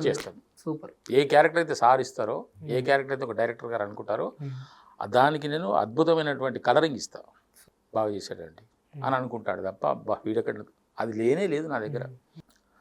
ఒక సీరియల్కు ఒక స్వామీజీ వేషం కోసము అవసరం ఉన్నది. ఈరోజు నాకు కాల్ చేశారు, సార్ రేపు ఒక స్వామీజీ వేషం ఉన్నది, పలానా సీరియల్ పేరు చెప్పాను, పలానా సీరియల్ చేస్తారన్నాడు. నాకు కావాలి పని. చాలామంది కొంచెం స్వామీజీ గడ్డం పెట్టుకోనా, మీసాలు పెట్టుకోనా, గుండు అవి కాదు, మనకు కావాలి పని. ఎస్ సార్ చేస్తానని చెప్పేసి తెల్లవారు వెళ్ళిపోయినా లొకేషన్లోకి కూర్చోమన్నారు. అక్కడ కూర్చున్నా. Director wanted to see me, ఆ స్వామి దేవుడు అని ఒకసారి రమ్మను అని చెప్పేసి ఆయన చెప్తే, అసిస్టెంట్ డైరెక్టర్ వచ్చి సార్ రమ్మంటున్నాడు అని చెప్పేసినాడు. నేను వెళ్ళాను. ఆయన డైరెక్టర్ అనే సంగతి నాకు తెలియదు. ఇంకోటి ఏం చేస్తా వేదాంత్, నేను షూటింగ్లోకి వెళ్తే నేను ఎవరిని పట్టించుకోను. నేను ఒక న్యూస్ పేపర్ తీసుకెళ్తా, ఒక బుక్ తీసుకెళ్తా, నేను ఎవరితో మాట్లాడను. అందుకే నేను సినిమాలకు పనికిరాను వేదాంత్. నేను ఒక నటుడిగా పనికి వస్తా, కానీ వ్యక్తిగా నేను పనికిరాను సినిమాలకి. అంటే నా వ్యక్తిగతంగా సంగతి చెప్తున్నాను. నేను రిజర్వ్గా ఉంటా, ఎవరితో మాట్లాడను, ఏ దాంట్లో ఇంటర్ఫియర్ కాను, నా పని ఏందో నేను చేసుకుంటే సపరేట్గా వచ్చేసేస్తా. అది నా మెంటాలిటీ. పిలుస్తున్నారు డైరెక్టర్ గారు అంటే వెళ్ళి అక్కడికి, సరే ఎవరు ఆడ ముగ్గురు కూర్చున్నారు, ఎవరు డైరెక్టర్ గారు అంటే ఆయన, నమస్కారం సార్, స్వామీజీ అయినా, సరే అవిగిపెట్టి తీసుకురాపో. ఇట్లా చూసాను నేను. అంటే నేను నచ్చలేదు ఆయనకి, అని అనుకునే క్యారెక్టర్ సెట్ కాలే. విగ్గు పెట్టుకొని తీసుకురాకున్నాడు. పోయినాం, విగ్గు పెట్టి నాకు తీసుకొచ్చినాం. పూర్తిగా ఆయన అన్యమనస్కంగా ఏమాత్రం ఇష్టం లేని లుక్స్ ఇస్తున్నాడు నాకు. అంటే అతను అనుకున్న స్వామీజీ, అతను అనుకున్న పర్సనాలిటీ కానీ నాలో నేను చేస్తాననేటువంటి నమ్మకం కానీ అతనికి కలగలేదు. కానీ సీన్ ఏమో మధ్యాహ్నం వరకు అదే సీన్, ఒకటే సీన్ మధ్యాహ్నం వరకు ఉన్నది. అది దాని తర్వాత షిఫ్ట్ వేరే దగ్గరికి, కాబట్టి అది ఖచ్చితంగా కంప్లీట్ చేయాల్సిందే ఆ సీను. టైం చూస్తేనేమో 7 అవుతున్నది. ఇప్పుడు నన్ను కాదన్నాడు అనుకో, ఇంకొని పిలిపిస్తే వాడు రావడానికి 1 గంట టైం పడుతుంది ఫర్ ఎగ్జాంపుల్. ఇవన్నీ అనుకునేమో ఇక సరే వీంతోనే ఎట్లా నెట్టేయాలని చెప్పేసి అని పిలుచుకున్నాడు. నన్ను విగ్గు పెట్టి ఇచ్చి తీసుకొచ్చిండ్రు. ఆ తర్వాత మీసాలు పెట్టమన్నాడు, మీసాలు పెట్టిండ్రు. గడ్డం పెట్టమన్నాడు, గడ్డం పెట్టిండ్రు. సరే చేయి రెడీ చేయి, తొందరగా రెడీ చేయి అన్నాడు. రెడీ చేశాను సార్. ఒక టెంపుల్కి పోయినాం. హీరో వైఫ్, హీరో మదర్ ముగ్గురు ఆ టెంపుల్లోకి వస్తారు దర్శనానికి. నేను అక్కడ స్వామీజీని కూర్చొని ఉంటాను. ఆ స్వామీజీ నేను పూర్వ పరిచయమే వాళ్ళకు, కానీ ఆ రోజు నేను అక్కడ ఉన్న సంగతి వాళ్ళకి తెలియదు. ఆ పిల్లవాడి భవిష్యత్తు నాకు కనపడుతున్నది. వాళ్ళ కుటుంబంలో ఏం జరగబోతుందన్నది నాకు అర్థమైంది. కాబట్టి నేను వాళ్ళకు కొన్ని ప్రికాషన్స్ చెప్పాలి. అది సిచ్యువేషన్. 3 పేజీల డైలాగులు ఉన్నాయి. ఆయన భయపడ్డది అక్కడ. 3 పేజీల డైలాగులు మొత్తం కంటెంట్ అంతా నాదే. నేను వాళ్ళకి చెప్తుంటే వాళ్ళు స్వామీజీ అలాగా స్వామీజీ మరి ఏం చేద్దాం స్వామీజీ, మరి దానికి శాంతి ఏమిటి, వాళ్ళ బాధ వాళ్ళది. నేను ఈ 3 పేజీల డైలాగులు 1 గంట వరకు అయిపోవాలి, లంచ్ బ్రేకు, ఆ తర్వాత షిఫ్టింగ్ అనేది ఆయన టెన్షన్ పాపం. ఆయన యాంగిల్లో ఆలోచిస్తే హీజ్ రైట్. దర్శకుడు వెళ్ళినాం సార్. ఆ ముగ్గురి ప్రదక్షిణలు, ముగ్గురికి హాస్పిటల్ మా టెంపుల్కి రావడము అవి తీస్తున్నారు. నేను అసిస్టెంట్ డైరెక్టర్ని పిలిచిన. సార్ ఒకసారి నాకు సీన్ పేపర్ ఇవ్వండి. నేను డైరెక్టర్ గారు చెప్తారు సార్ మీకు సీన్ పేపర్ చూడటానికి ఏం సార్ అన్న. తీసుకొచ్చి ఇచ్చాను. చూసిన 3 పేజీలు అండి. చదువుకున్నాం. 3 పేజీలు చదువుకున్నాం. నాకు విషయం ఏందో అర్థమైంది. నాకు ఫస్ట్ అసలు ఏంది అక్కడ విషయం ఏంది జరగాలి అది 3 పేజీలు చూసుకున్నా. ఆయన డైరెక్టర్ ఆడు చూస్తున్నాడు, కానీ గడికోసారి నన్ను చూస్తున్నాడు. వాడు సీన్ పేపర్ అడగటం, నేను చదువుకోవటం ఇవన్నీ చూస్తున్నాడు. ఆయన నా మీద పూర్తిగా ఇష్టంగా ఉన్నాడు సార్. ఆయన 100% ఇష్టంగా ఉన్నాడు. ఆ తర్వాత వెళ్ళినాం సార్. రమ్మని పిలువ, ఆయన పిలువ పోయినా. నాకు కొంచెం మోకాలు నొప్పులు, కింద కూర్చోలేను. స్వామీజీ అంటే బాసిం పట్టేసుకొని కూర్చోవాలి. బాసిం పట్టు తెలుసు కదా, సకల ముగ్గురు అది వేసుకొని కూర్చోవాలి. నేను అసిస్టెంట్ డైరెక్టర్ను, ఇక ఫ్రెండ్ అయింది కదా నాకు అసిస్టెంట్ డైరెక్టర్. హాఫ్ ఫీట్ కింద కూర్చోలేండి. హాఫ్ ఫీట్ అడుగుతా సార్ డైరెక్టర్. డైరెక్టర్ నేను అడుగుతారు. ముందే నెగిటివ్ మీద కూర్చున్నాడు ఆయన. అతి బలవంతంగా కూర్చున్నా సార్. కింద కూర్చున్నా, మోకాలు నొస్తున్నాయి, పట్టేసినాయి, వశపోతలేదు నాకు. ఇక అట్లే కూర్చున్నా సార్. కూర్చున్నా. ఆయన అక్కడ కూర్చున్నాడు డైరెక్టర్. కెమెరా ఇది, ఇక్కడ hero mother, hero and hero wife, ఇదే ఏరియాలో కూర్చోబెట్టాడు. కెమెరా ఆన్ అయింది. ఆయన ఏమన్నా తెలుసా, ఇగో నేను డైలాగ్ చెప్తా, ప్రాంప్టింగ్ ఇస్తాను కానీ నేను డైలాగ్ చెప్పుకుంటా పోతా, నాకు టైం లేదు. 1 గంట వరకు షూటింగ్ అయిపోవాలి, ఇక్కడ అయిపోవాలి, మళ్ళీ నేను బ్రేక్ చేసుకోవాలి, లంచ్ బ్రేక్, ఆ తర్వాత నేను షిఫ్టింగ్ కావాలి. చాలా సీరియస్గా చెప్తున్నాను, షిఫ్టింగ్ కావాలి. కాబట్టి నేను చెప్తుంటా, నువ్వు ఆ డైలాగ్ చెప్పుకుంటూ వెళ్ళిపోను. మంచిది సార్. షూటింగ్ స్టార్ట్ అయింది సార్. ఆయన చెప్తున్నాడు. ఆయన చెప్తున్న దాన్ని బట్టి నేను ఎక్స్ప్రెషన్స్ ఇచ్చుకుంటూ, లుక్స్ వాళ్ళకి ఇచ్చుకుంటూ, వాళ్ళకి ఎక్స్ప్లెయిన్ చేస్తున్న విధానాన్ని చూసి 15 నిమిషాలు ఆయన కూల్ అయిపోయాడు కంప్లీట్గా. కూల్ అయిపోయాడు.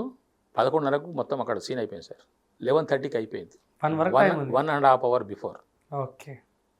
కంప్లీట్ అయిపోయిన తర్వాత నా క్లోజర్ కూడా తీసేసిన తర్వాత నేను ఇంకా అట్లే కూర్చున్నాను. 11 కూడా లేవరు అక్కడ నుంచి. నేను అట్లే కూర్చున్నా. నా క్లోజర్ అయిపోయిన తర్వాత అప్పుడు లేవాలని ఇంకా ఆయన వెళ్ళిపోవచ్చు అని చెప్పేసి అని నాకు అర్థమైనప్పుడు చూస్తే ఆయన తదేకంగా నన్ను చూస్తున్నాడు డైరెక్టర్. చాలా ఆశ్చర్యంగా, ఆనందంగా, ఎక్సైట్మెంట్ తోటి అసలు ఏమిటినా. మరి ఆయన నాకు ఎప్పుడు చెప్పలేదు సార్. ఆయన నాకు డైరెక్షన్ ఇవ్వలేదు, ప్రాంప్టింగ్ చెప్పిండు అంతే. ఒక అసిస్టెంట్ డైరెక్టర్ ప్రాంప్టింగ్ ఇచ్చినట్టుగా ఇచ్చిండే తప్ప, నువ్వు ఇటు చూడు, ఈ డైలాగ్ ఇప్పుడు చెప్పు, ఇది కిందికి చూడు, అటు చూడు, ఇటు చూడు అని ఏం చెప్పలేదు ఆయన నాకు. డైలాగ్ చెప్తూ పోతే నేను చెప్తాను అనుకున్నాను ఆయన అంతే. నేను చెప్పిన సారికల్లా హీరో కేసు చూడటము, హీరోయిన్ కేసు చూడటము, మదర్ కేసు చూడటము, ఈ కింద నాకు చూడటము, సర్దుకోవటము, ఆలోచించుకోవటము, ఇవన్నీ చేస్తుంటే ఆయన నిజంగానే ఆశ్చర్యపోయాడు. ఆ తర్వాత వేరే సీరియల్ ఆయన చేస్తున్నప్పుడు నన్ను పిలిచి మరి వేషం ఇచ్చిండు ఆయన. సూపర్. అంటే నేను ఇప్పుడు చెప్పేది ఏంటంటే డైరెక్టర్స్ ఫస్ట్ నన్ను ఏదో అనుకుంటారు, ఒకసారి నేను ఇన్వాల్వ్ అయిపోయిన తర్వాత సీన్ చేసిన తర్వాత వాళ్ళకి అనిపిస్తా బా ఇప్పుడు అనుకోరులే డీజేటీ తర్వాత ఇప్పుడు అనుకోరు, అప్పుడు అనుకునేవాళ్ళు బా ఆయన కొంచెం పెద్ద క్యారెక్టర్ ఇచ్చిందంటారు బాబా. అవును, అది నాకున్న కెపాసిటీ అని చెప్పొచ్చు. కంపల్సరీ ఎవరి కెపాసిటీ వాళ్ళు చెప్పుకోవాలి. ఇండస్ట్రీలా మన డప్పు ఎవడు కొట్టాడు, మన డప్పు మనం కంపల్సరీ కొట్టాలి, కుదరదు వేదాంత, ఎందుకంటే చెప్పుకోవాలి. నేను ఇప్పుడు ఇదంతా ఈ కథ అంతా ఎందుకు చెప్పాను అని అంటే నన్ను చూడటం ఇది ఒక వ్యక్తి చెప్తే అర్థమైంది సార్ నాకు, అది కూడా ఒక డైరెక్టర్ చెప్తే అర్థమైంది. ఒక డైరెక్టర్ ఇంకొకరికి పరిచయం చేస్తున్న సందర్భంగా ఈయన చూస్తే ఇట్లా కనబడతాడు కదా, చాలా మ్యాటర్ ఉన్న కంటెంట్. ఈయన చూస్తే ఇట్లా కనపడుతున్నాడా, ఆయన కెమెరా ముందుకు వచ్చిండు, సీన్లోకి ఎంటర్ అయ్యిందంటే ఈ లుక్స్ డిఫరెంట్ అన్నాడు ఆయన. మొత్తం కథనాలు మారిపోతాయి. నిజంగానే మారిపోతాయి వేదాంత్. ఉందన్న మీ దగ్గర అది అంటే నేను అదే అంటున్నా, మీ దగ్గర డైరెక్ట్గా లేకపోయినా యూఆర్ ఏ ఫోటోజెనిక్ అదొకటి ఉంది మీ దగ్గర. కెమెరా ముందు పడంగానే మీ యొక్క కళను బయట పెడతారు. దానికన్నా ముందు వరకు ప్రశాంతంగా ఉంటుంది. ఒక్కసారి క్యారెక్టర్కి ఇన్వాల్వ్ అయ్యారంటే ఆటలు ఆడేసుకుంటారు. కెమెరా నాకు ఫోకస్ అయ్యింది అనుకుంటే నేను కనపడుతున్నా, యాక్షన్ అనే పదం పడ్డది అంటే కత్తమే ఉల్టా అయిపోవాలి మొత్తం సెట్. అంతే, సూపర్. అంతే. ఆ అమ్మవారి దయ నా మీద ఉన్నది, ఆ దేవుడి దయ నా మీద ఉన్నది.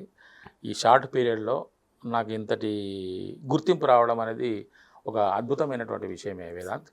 సినిమాలు చాలా చేయొచ్చు, మనం 100 సినిమాలు చేయడం వేరు. నేను అప్పుడప్పుడు అనుకునేవాడిని ఎన్నో సినిమాలు చేయడం ఎందుకు, శంకరాభరణం సినిమాలో సోమయాజులు గారు లాగా ఆయన at the age of 50 to 53 ఆయన 52-53 సంవత్సరాల వయసులో డిప్యూటీ కలెక్టర్ హోదాలో ఉండి ఆ ఒక్క సినిమాతోనే ప్రపంచవ్యాప్తంగా ఆయన ప్రముఖంగా తెలిసిపోయాడు. అఫ్కోర్స్ మన డీజేటీలు కూడా ప్రపంచం అంతా చూస్తున్నారు, అందరి హృదయాలలో మీరు సుపరిచితులు అయిపోయినా డీజేటీలు. నేను ఇప్పుడు మామూలుగా కనపడుతుంటే నేను చాలా సింపుల్గా ఉంటా, చాలా సింపుల్ లివింగ్ నాది. అస్సలు నేను ఎక్కడ నాకు హిపోక్రసీ అనేది ఉండదు. నేను ఈ కార్లు మెయింటైన్ చేయడము, అసిస్టెంట్లు మెయింటైన్ చేయడము, ఇంకేదో ఆ హంగామా నాకు అసలు, అంటే అఫ్కోర్స్ ఇప్పుడు వెళ్తే నేను తప్పకుండా తీసుకోవాల్సి వస్తున్నది కాబట్టి ఉండాలి ఒకటి హంగామా కోసం అని తీసుకోవడమే తప్ప నాకు అసలు ఒప్పుకోను. నేను సెల్ఫ్ హెల్ప్ మనిషిని, నా పని డిపెండెంట్, నా పని నేనే చేసుకోవాలి, నా పని ఇంకోటి చేయాలనేటువంటి అవసరం ఉండదు. కానీ ఇక్కడ కొంత ఇప్పుడు నేను ఎదురుకు వచ్చిన నేను కారు తీసుకొని రావాల్సిన పరిస్థితి. కారులో వస్తేనే నాకు హోదా ఉంటుంది, కారులో రాకపోతే ఎట్లా వచ్చాను, మెట్రో దిగి వచ్చిండు, రిక్షాలు వచ్చిండు, ఆటో రిక్షాలు వచ్చిండు. అందుకోసం అని చెప్పేసి మెయింటైన్ చేయడమే తప్ప నాకు చాలా సింపుల్. నడిచిపోమన్నా కూడా నేను హాయిగా నడిచిపోతాను, అంత ఆనందంగా ఉంటుంది నాకు. సూపర్. ఏం కాదు, 100% మీరు అనుకున్న సాధించాలి, ఇంకా మంచి సినిమాలు రావాలి, పడాలి కంపల్సరీ. మా అందరి తరపున మంచి పూర్తి పెద్ద పెద్ద దర్శకుల చేతిలో పడి పెద్ద పెద్ద సినిమాలు చేయాలనే కోరిక ఉన్నది. సినిమాలు పెద్ద సినిమాలని కాదు, పెద్ద సినిమాలే చిన్న సినిమా ఏ సినిమా అయినా సరే నేను నా స్వార్థం ఎక్కడ ఉన్నది అని అంటే అనుకున్న క్యారెక్టర్ మంచి, ఆ పాత్ర నాకు కావాలి. ఒక పాత్ర సినిమాలో పాత్ర ఇది ఇతను నటుడు అని చెప్పేసి అనిపించుకోవాలని కోరిక. చిన్నదా పెద్దదా, చిన్న డైరెక్టరా పెద్ద డైరెక్టర్ అని కాదు, డైరెక్టరే. ఏ డైరెక్టర్ అయినా డైరెక్టరే. ప్రతి డైరెక్టర్కి ఒక విజన్ ఉంటుంది. అతను చిన్న సినిమా డైరెక్టరా, షార్ట్ ఫిల్మ్ డైరెక్టర్ కాదు, పెద్ద 100 కోట్ల సినిమా తీసిన డైరెక్టరే. ఒక చిన్న 5 నిమిషాల షార్ట్ ఫిల్మ్ తీసిన డైరెక్టరే. ఎందుకంటే అతనికి ఒక కంటెంట్ ఉంటుంది, అతనికి ఒక విజన్ ఉంటుంది. అది అది అది ఒక డైరెక్టర్కే సాధ్యం అది. అందుకే డైరెక్టర్ అనే వ్యక్తిని నేను ఖచ్చితంగా గౌరవిస్తాను. ఏదైనా పెద్ద డైలాగ్ చెప్పగలుగుతారా? ఏం చెప్పంటావు? ఏదన్నా ఒక డైలాగ్ మీకు అంటే ఇప్పటి వరకు చేసిన దాంట్లోనో ఇంకేదో ఒకటి ఏదైనా మంచి డైలాగ్ గుర్తున్న డైలాగ్, లేకపోతే సింపుల్ ఒక సీన్ చేసేద్దాం. మీ కొడుకు ఏదో తప్పు చేసిండు, నిజంగా సీరియస్గా, ఫుల్ సీరియస్గా, చాలా సీరియస్గా ఉన్నారు, కొడుకు చాలా పెద్ద తప్పు చేసిండు. ఆ ఒక్క కొడుకు తప్పు వల్ల మీ సొంత బిడ్డ, పెళ్ళికి వచ్చిన బిడ్డ, పెళ్ళి సంబంధం అంతా ఓకే అయిపోయి, అరే వీళ్ళ కొడుకుకి ఇట్లా అంట అని చెప్పి పెళ్ళి నుంచి అయిపోయింది, దూరం అయిపోయింది. ఇప్పుడు మీ కొడుకుకి ఆ సంఘటనని నీ వల్ల నీ చెల్లెలో నీ అక్కనో ఇట్లా అయింది అని చెప్పుకుంటూ ఒక మంచి సీన్ టక్కుమని చెప్పి ఇలా కంప్లీట్ చేయండి. కూర్చొని 10 నిమిషాలు అవుతుంది, ఏదైనా మాట్లాడాడి, ఏమైంది? ఏం మాట్లాడమంటావురా, మాట్లాడలేవు. ఇవన్నీ ఎమోషనల్ కాదు డాడీ. ఇప్పుడు ఏమైంది డైరెక్ట్ మ్యాటర్కి రా. నాకు సర్క్యూట్ లేపకు, నాకు అయితలేదు నాతో, నాకు ఏదో ఒకటి క్లారిటీ చెప్పు. ఏం మాట్లాడుతున్నావు నువ్వు? ఏం చేసావురా నువ్వు? ఏమనుకున్నావు నువ్వు? ఈ ఇంటి పరిస్థితి తెలుసా నీకు? మన కుటుంబ పరిస్థితి తెలుసా నీకు? నేను పడుతున్న కష్టం తెలుసా నీకు? తెలుసు, పెద్ద కష్టమే పడుతున్నావు. తెలిస్తే నువ్వు ఇవంత చేయవు. ఈరోజు నువ్వు చేసే పనికి నా పరువు పోయింది, నా కూతురు పోయింది, నా ఇల్లు పోయింది, అన్నీ పోయినాయి. నీకోసం నేను ఎంత కష్టపడ్డాను తెలుసా నీకు? నీకోసం నా జీవితాన్ని ధారపోసాను రా. అలాంటిది కన్న తండ్రి పడుతున్న కష్టం కూడా చూడకుండా అన్నారు తండ్రి ఏం కాదు, 10 నిమిషాలు సుఖం అయితే నన్ను అన్నావు. ఏదో పెద్ద నా కోసమే నువ్వు నీ జీవితాన్ని దారపోసినట్టు మాట్లాడకు నాతోటి. పిచ్చి మాటలు మాట్లాడకు. ఇదారా నువ్వు నేర్చుకున్నది? ఇదారా నీ సంస్కారం? ఇందుకేనా నిన్ను పెంచింది? కుటుంబాన్ని బజారు పాలు చేసావు కదరా, తలెత్తుకోకుండా చేసావు కదరా. నువ్వేం చేసావు నీకేమైనా అర్థమవుతుందా? ఆవేశం, ఒకటే ఆవేశం, పలికి మారిన ఆవేశం. ఆలోచన ఉండాలి. వయసు వస్తే సరిపోదు, గడ్డాలు మీసాలు వస్తే సరిపోదు. బాధ్యత పెంచుకోవాలి, బాధ్యతగా వ్యవహరించాలి. తల్లి, తండ్రి, కుటుంబము, చెల్లెలి బ్రతుకు, ఈ రోజున దాని బ్రతుకు నాశనం అయిపోయింది. కేవలం నీ వల్ల, కేవలం నీ వల్ల. కాదా? నువ్వు చేయలేదా? మాట్లాడుతున్నాడు పైగా. ఇప్పుడు ఏమంటావు? ఏ మన్నిక లేదు, నేను ఇంట్లోకి వెళ్ళిపోతా. నా మంచి ఫోటో తీసుకొని దండేసేవి, నేను చచ్చిపోయాను ఫిక్స్ అయిపోరు, అంతే, ఏం లేదు. ఇంకా తక్షణమే వెళ్ళిపో. నువ్వు ఉండి లాభం లేదు ఇక్కడ, వెళ్ళిపో. ఇయ్యు పైసలు ఇవ్వాలా, కన్నావు కదా. లేవు, నేను పైసలు ఇవ్వటండి, చిల్లిగా ఇవ్వను నీకు. అసలు నువ్వు నా కొడుకే కాదు. వెళ్ళిపోరా, నా కొడుకే లేడనుకుంటాను. వెళ్ళిపో.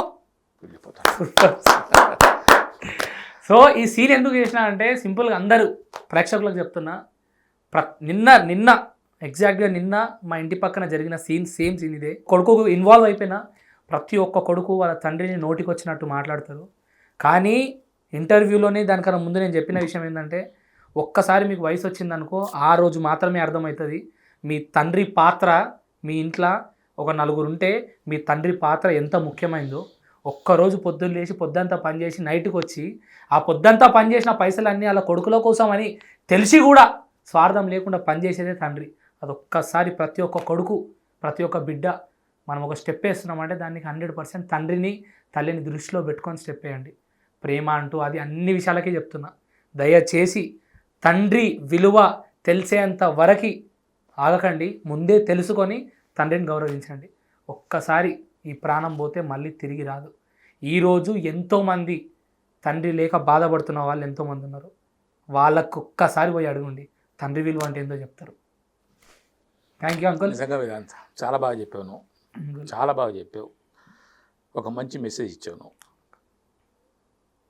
Thank you so much uncle. Really great, you are great. Thank you so much. ఇగో టిల్లాన్ వచ్చినట్టున్నాడు, ఇక మనం పోదాం. ఇక అప్పటికే అర్ధగంట సబ్స్క్రైబ్ చేయండి. Please do subscribe to Please like, share and subscribe to top Telugu TV. Top Telugu TV. Top Telugu TV.